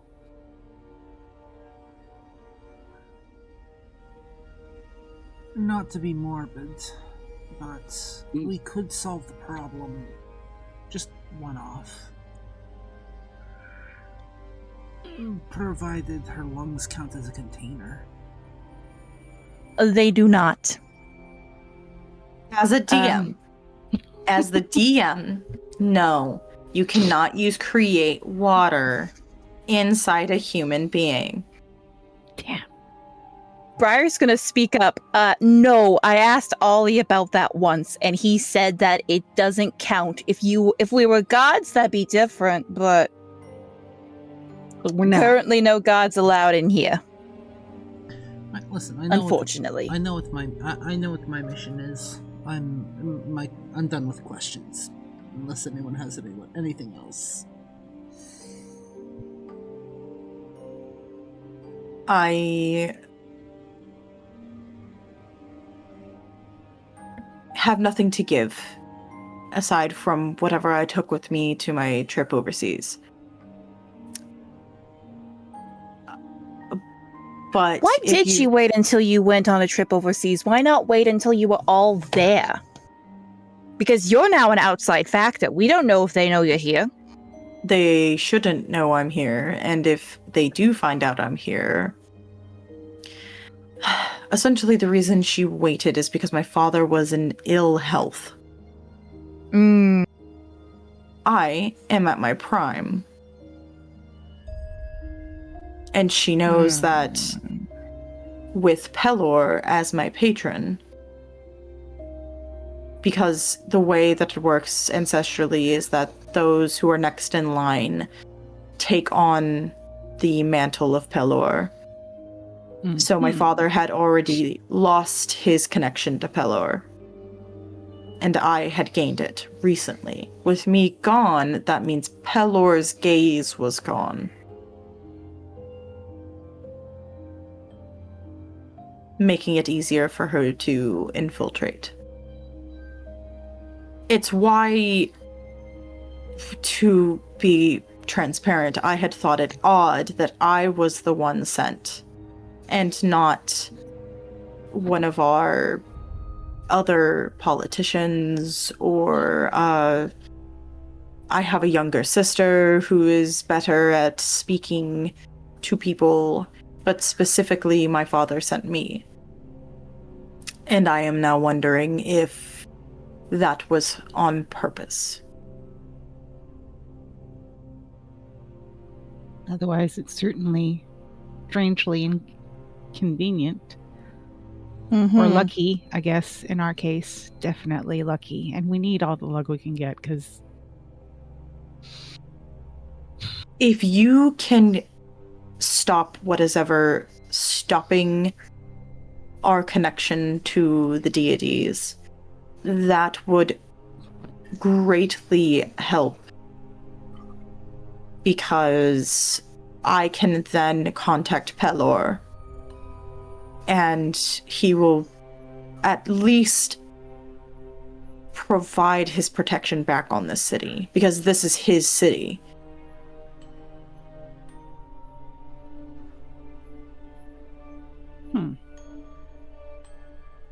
Briar is just gently twisting her wedding ring, thinking it over. Trying to think of some creative loophole. That's what I'm trying to think. And I have not had access to Pelor since I came back to the continent. yeah, there's something about the city. continent. We can't even. Okay, that's worrisome, but we can't contact any of our deities inside this city either. Speak for yourself. Oh, okay, yeah, but yours is a little bit different, all right? It's a little bit different. I found it greatly disturbing that it makes sense knowing that no one else can contact deities in the city either. However, as this is Pelor's city and we are his patrons, I hazard to guess she found a way to entrap him. She hasn't stopped all of them. Stop bragging. I'm not Again. bragging. I'm pointing out fact. But even his access is limited. Yes, but there's still weakness and gap in defenses. Yes? Yes. I am assuming you mean to say that you still are in contact with your patron. That's Yes. complicated.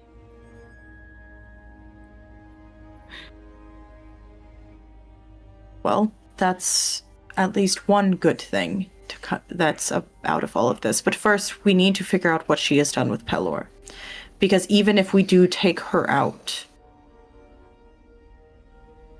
I worry that without something to protect the city afterwards, it will quickly fall to ruin.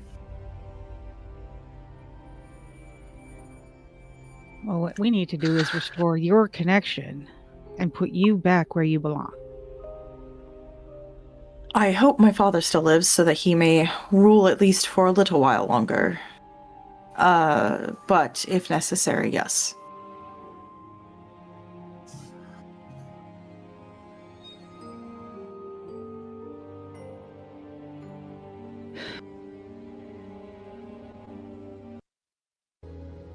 I think we need chaos.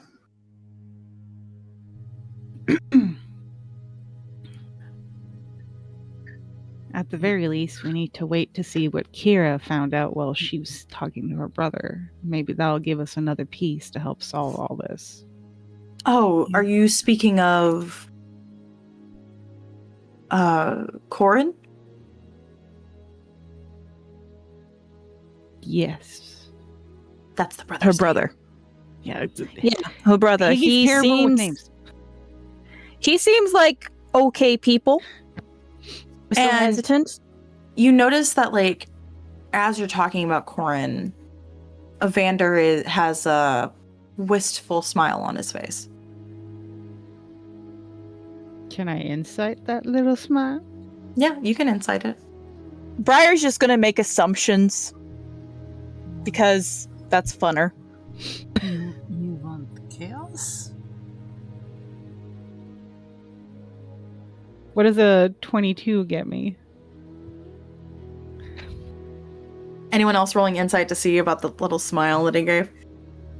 Fine, I'll do it. Only because I'm curious as fuck. I'll be right back. Okay. Give me a little die.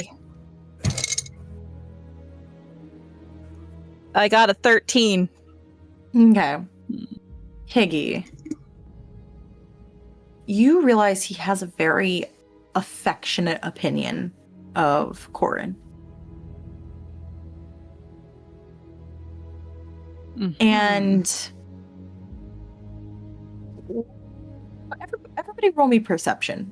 I'll wait till actually drop it when Blaze is back. Blaze gets back. But everybody roll me perception, please. It's going to be a DC of 18.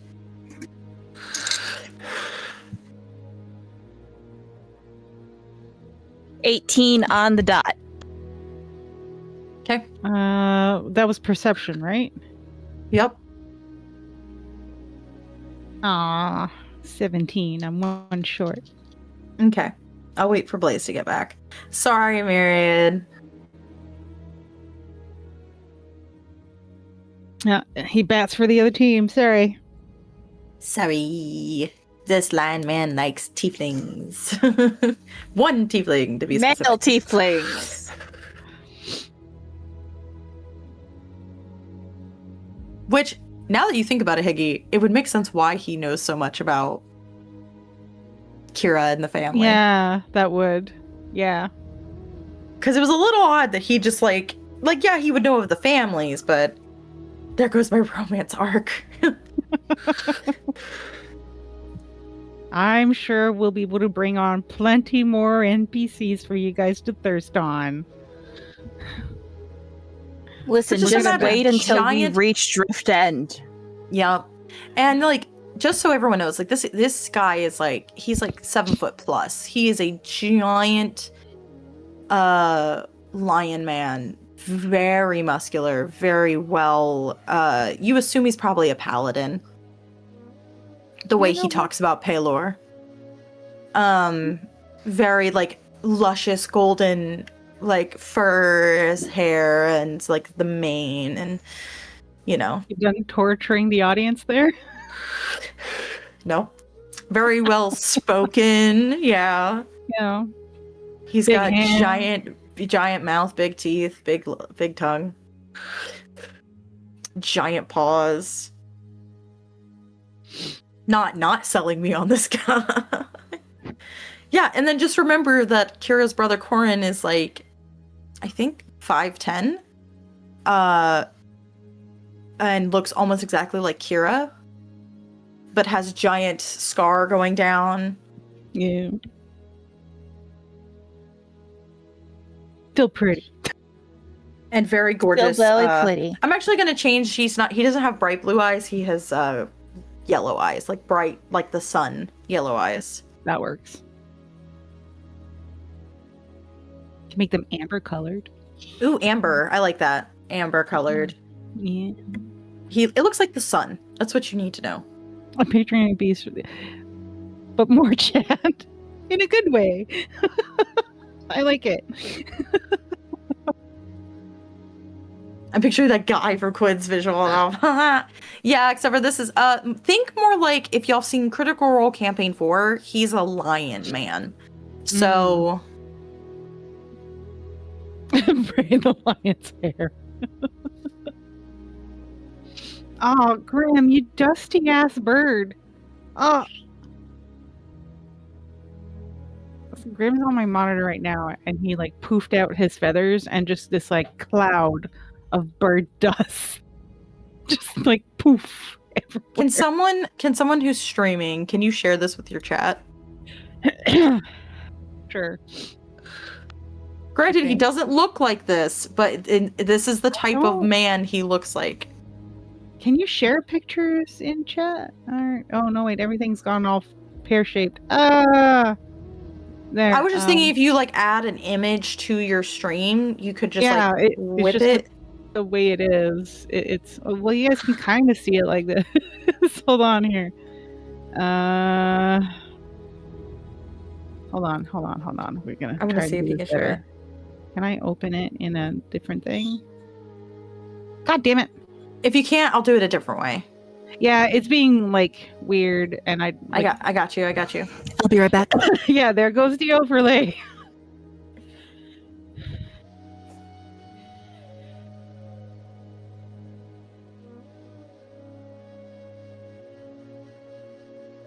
Actually, before I drop this, let me just find a lion man There. that I like. Sorry, I was dying there for a second. I'm fighting a little bit of a cold. Again. So.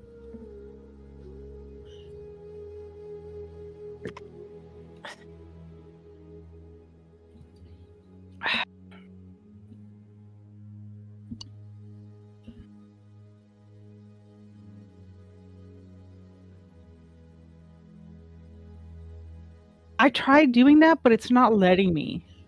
No, it's okay. I'm finding an actual picture of what I think he looks like. You're good.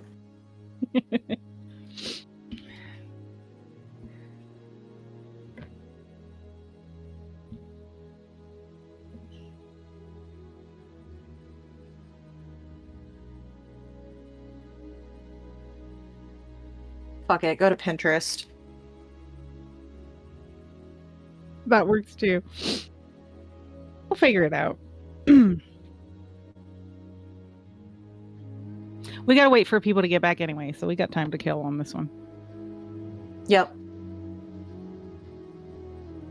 And for those of you wondering why I don't currently, normally when we do this, I have a picture of Hig up on my screen, who is my character. I don't have one up right now because our lovely Lady Punnet is currently doing up head shots of all the characters. So as soon as those are ready, we will be adding them to the screen.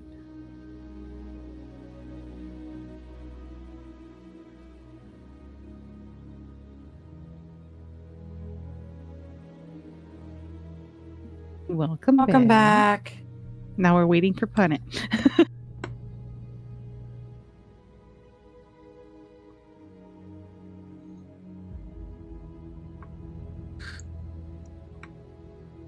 And I'm currently trying to find a what our lion man looks like.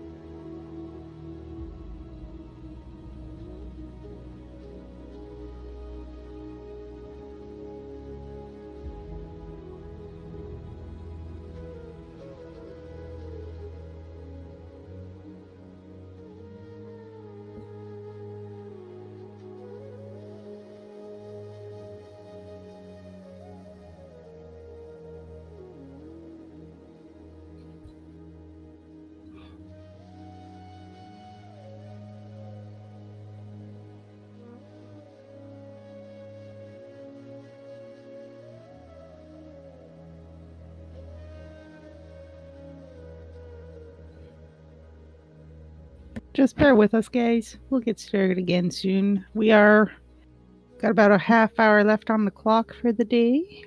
Yep.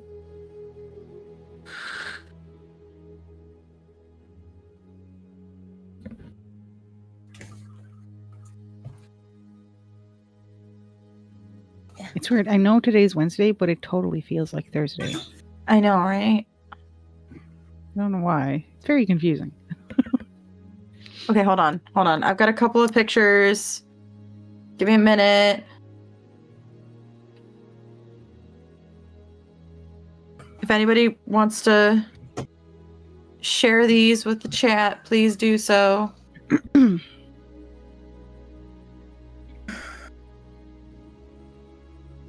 that's not the one. Okay, here, I got you. I can do that. Hold on. I've got a couple of images for y'all. Give me a minute. Aha.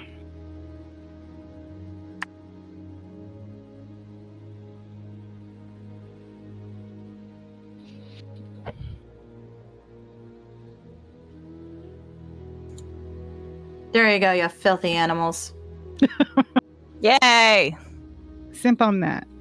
Simp on that. We can't though. He's got somebody else. That's a Okay, good point. so you had come to the realization that he's wistfully, has, affection for Kira's brother, Corrin. With your perception check, also, Blaze, can you roll me a perception check, please?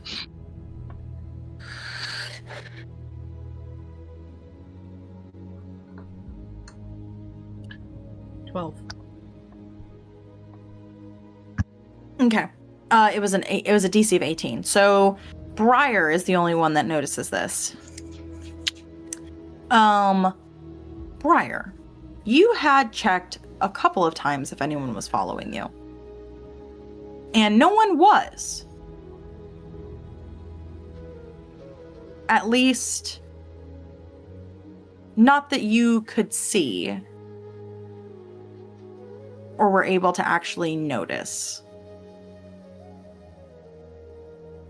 Now, the hatch door is no longer there, but you do see that there is an actual door that leads probably either outside. You were assuming that this place is hidden away in that underground place, but it's actually physically present in the city.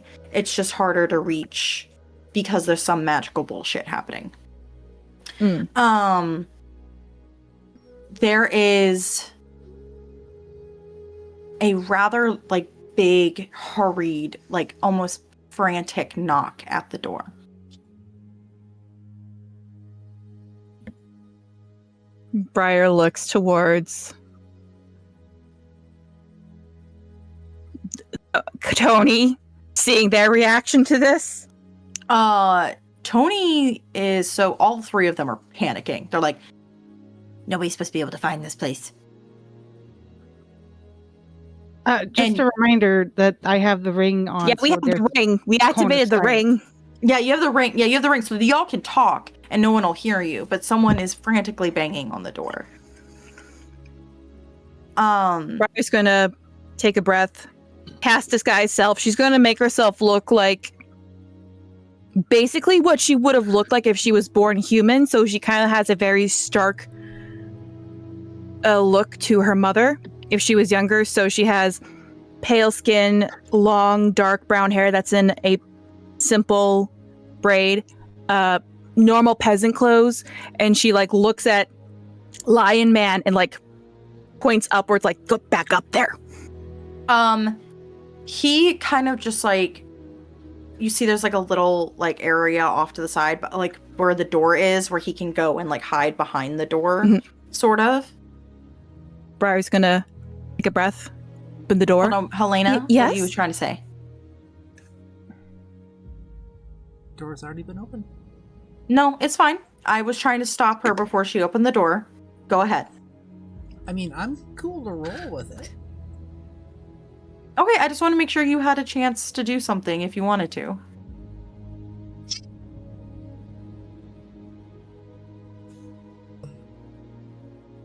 Okay. All right. So, Briar, you open the door, and there's like a hunched figure, like breathing heavily in front of the door. And as they look up, you realize it's Corrin. She sees him, grabs him by the front of his shirt, and yanks him in and slams the door. And he goes, Hula! And he kind of like stumbles inside, and he goes, oh, boy, y'all are fucking hard to follow. Well, that's the point. You're supposed to be with Kira. You're also Where's Kira? Not supposed to be able to find this place. That too. Luck? And you can tell he's kind of like a little hesitant to like talk about it. Bullshit. Where's Kira? Still holding. Okay, hold on. And he's like trying to collect himself. He's still like breathing heavily. And he goes, that's why I was trying to come find y'all guys. She was supposed to meet me, and she never met me.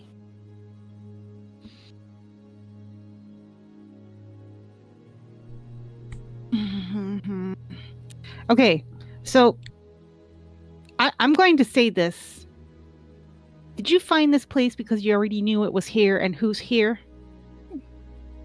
No, I may or may not have put a tracking device on the dog. Okay, we should have thought of that. Bane? Bane looks up and goes, he gave me bacon. She looks back at the prince. You gave my dog bacon to track him? No, Corrin gave. Yeah, Corrin. Yeah, she looks at that. She's looking at Corrin. You gave my dog bacon to track him? Well, she's holding the front of his shirt. Okay, so like here, hold on, don't kill me. So like he asked for bacon, and then I asked if I could give him like a little like mark on his like fur so that I could magically follow y'all in case shit happened. And luckily I did, because if I hadn't, I wouldn't have found you and this place, which by the way, this door has changed 6 times. Yeah, that's Kind of the point. Also, why are y'all in a room that is so fucking hard to find? We'll get into that later. She's gonna look towards Tony. Is Tony still Tony, or is he Cerberus now? No, he's still Tony. Tony, this is your business. What do you want to do? By the way, the Lion Man Prince is still standing in the corner behind the, like, he was just hiding behind the door. yeah. Yeah, Still she's behind making the a door. point to make sure he can't turn around and see the prince. Like, that's why she's still holding on to the front of his shirt. Tony kind of, like, looks, all 3 of them look very confused, but Toe kind of speaks up and goes, I mean, we were told we could trust him. We were just told not to bring him here for various reasons I can't talk about because I was paid to keep my mouth shut. What's Lion Prince Man doing right now from behind his spot in the door? Lion Man has a real interesting face. Somewhere between, like, shock, guilt, and also, Higgy, you're the only one that really catches this, but it's very much like a sense of, like, longing. Like, that sense of, like, this is someone he hasn't seen in a long time. Hig's going to telepathically. So you need to make a decision now of whether to keep hiding yourself or to let him know that you're here. You see the Lion Man kind of like, he's kind of like bristling a little bit. And Corrin's like, okay, what the fuck is going on? There's 3 kobolds here. There's this weird thing. Do I smell like, I don't know, it smells like, like a flower field, like in the sun, like that kind of thing. Like, what are y'all fucking doing in here? Hig's just like to the Lion Prince, like, make a decision. You could tell that he's kind of panicking. Okay, listen. I like you, she says, looking at the tiefling. I like you. You're Kieran's brother. You seem like an okay guy. This is above your pay grade.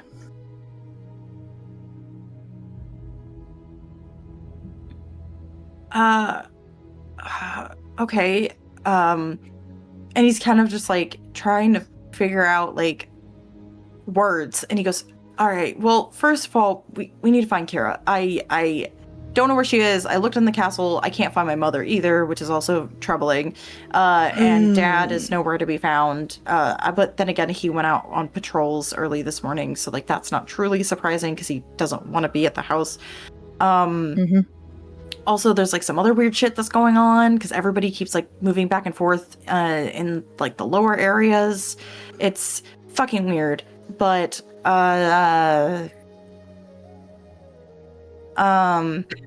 and off to the side you hear a sudden like clattering of like shit, and you notice that like the Lion Man had like tried to like shift quietly somewhere a little farther away, and he just knocked a whole shit ton of shit off the table with his tail because it just went and there's a bunch of shit, and you see Corrin start to go like this.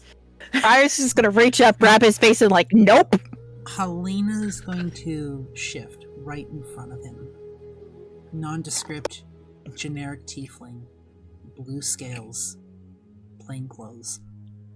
Walk around the opposite side where the lion is, and then out the door. What? Oh. Halina is shifting into a blue Mhm. tiefling form. Yeah. No. He's No, saying what? He's saying Yeah. what? He could do that the whole time? Yeah, my sister's a woman of many talents, and sometimes she's not always a woman. Also, We're not Halina, if you focusing walk out that right door, now. you can't come back in. Oh, I know. Okay. Lion Man at this point, like, understands that y'all are trying to not, like, let him see him, but, kind of looks over at Higgy, and at Higgy, you look at him. Yeah, and I'm basically going to tell him, like, he thinks you're dead, so you either have to keep that going, or you can give him some hope. And the Lion Man kind of, like, nods, and is basically giving you the, like, okay, Yeah. like, this needs to happen now. Mhm. So again, Halina, if you wanted to stay for this, you can have stayed or not made it out the door. Nope. Okay. Nope. Helena's Okay. out the door. Okay. Briar, you can let him go. Let him turn around. All right. He doesn't know it's Briar, though, because Briar currently looks like her ma. So she decides, oh, we don't need this fucking thing anymore. She drops disguise self and just, like, turns around the tiefling to face Lion Man. Okay, so first he goes, okay, y'all really have a lot of shit that I don't... He blinks. He blinks again. Can you also see him, or am I hallucinating again? No, he's there. Oh, see, if he didn't want to be seen, we could have gone with a seeing who thing. That would have been so much easier than what I was doing. She says that she just, like, walk over to Cousin Tony. And you see that, like, Corrin is, like, stock still. And for a moment, y'all think that it's going to be, like, this happy, joyous reunion. And you see Corrin just kind of look at him, look back at y'all, look at Evander, and goes,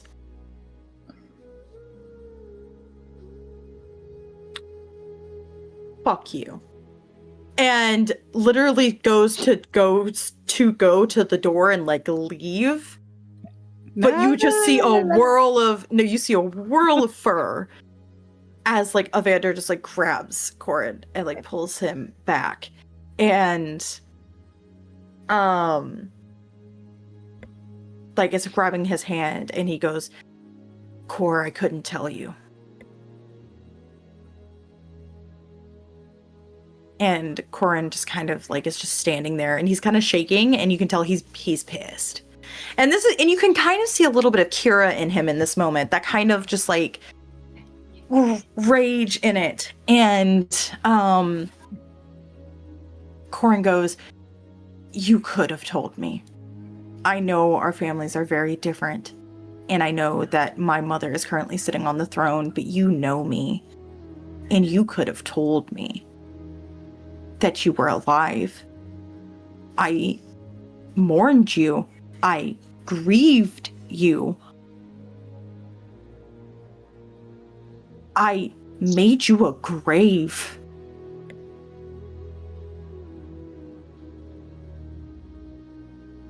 And you've been here in the city this whole time, alive?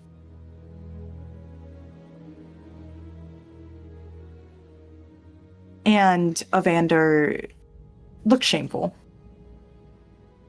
as he kind of just, like, tries to pull Corrin closer and goes, it was better that you thought me dead than you risking your life to try and help me. And I have never wanted to hurt you.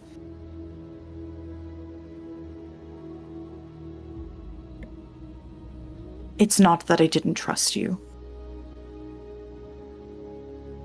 I just didn't want your mother to cause you any more pain. And they're kind of like, there's like a silent moment before, like, Corrin, like, turns around and just kind of goes, we need to have a long conversation. And Evander goes, we do.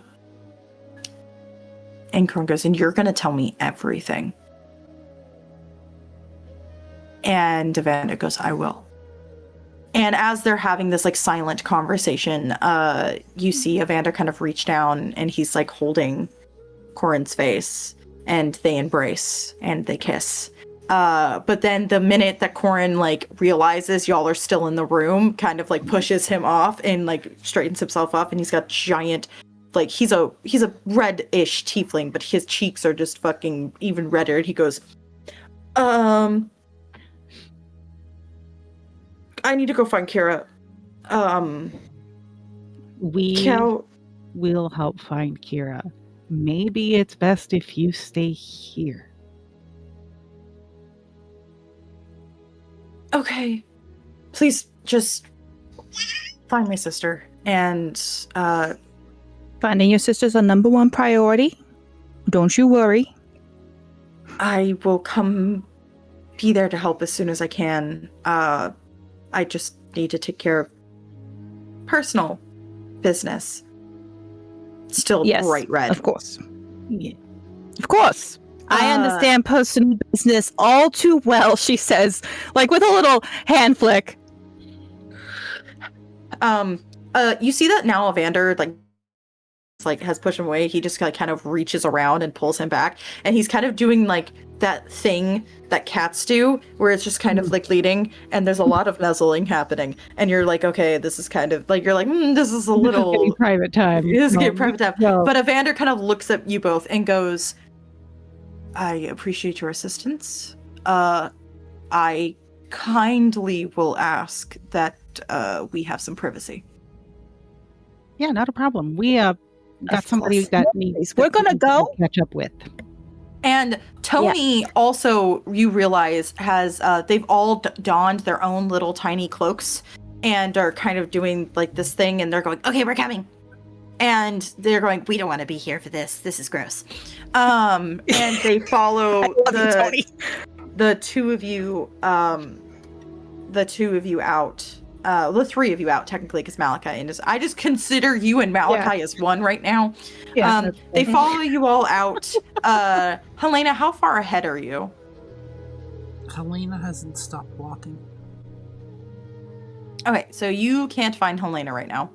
Oh, for fuck's sakes. But yeah, so y'all walk out, and you notice that as soon as you walk out, you're back on the street near the marketplace. But you realize that the door you opened, Briar, when you shut it behind y'all, is now a different door. So we're doing a Howl's Moving Castle. Yeah. Essentially. I love it. I guess let's find Halina. Bane is on the case. Bane is tracking Helena's scent right now. Good boy. Excellent. And eventually, depending on Halina, you will catch up to her. She's making her way back to the castle.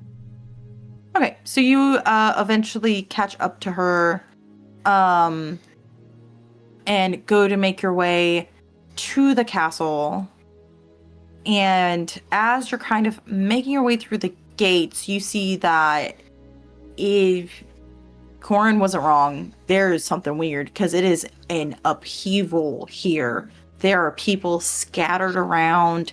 There are just things running back and forth. And so with the royal court, the royal castle, there's that main gate to get in. There's the doorway that leads into the actual, like, building itself. And y'all brought in, like, y'all, when you were originally brought here, had to go upstairs to the royal rooms. Another thing that's here is there's a giant courtyard before you get to the actual thing. And that courtyard leads off to a couple of other different, like, gardens and stuff like that. Off in the distance, you see what they use for, like, hanging. So like public hangings that happen. And you're seeing all this hustle and bustle, and you're kind of just like, what the fuck is happening? Like, everything's happening. It's going crazy. And as you're kind of doing all of that, off in the distance, I want y'all to all roll me perception checks. I swear to God, if they're going to try and hang her. Oh, if they try and hang Kira, that's it. Gloves come off, and we are going to have to make a hasty escape because I will not stand by and let them fucking do that. I will step in. I got a 15. Okay, 15. 22. Perception, I got a 10. Okay, give me 2 seconds.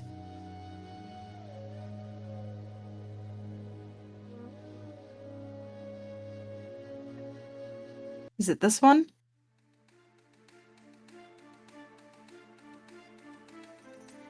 No, it's not. Don't ignore this music. This isn't the right music.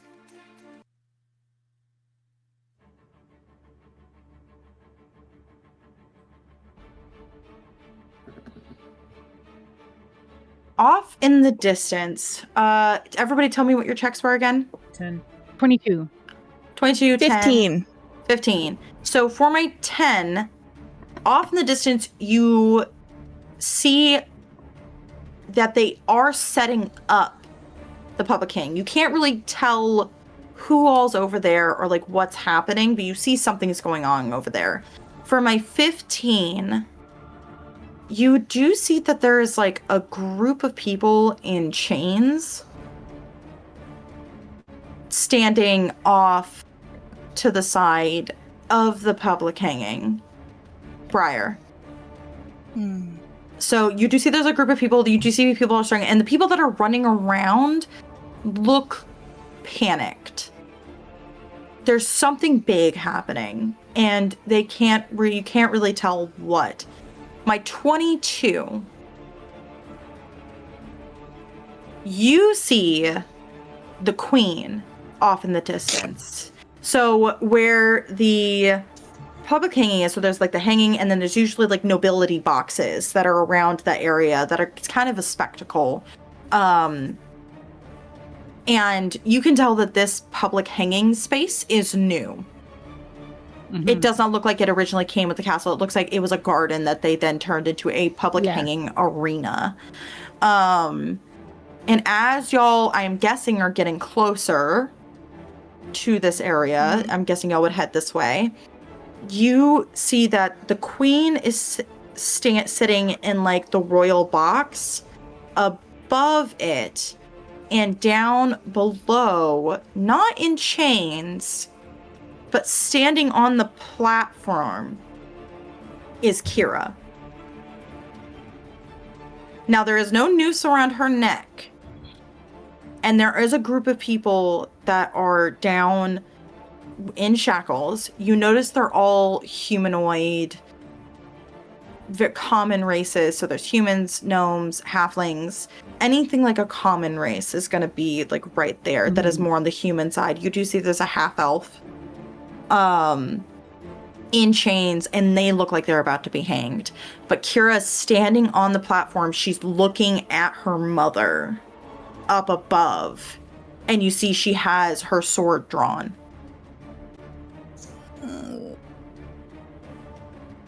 And that's where we're going to end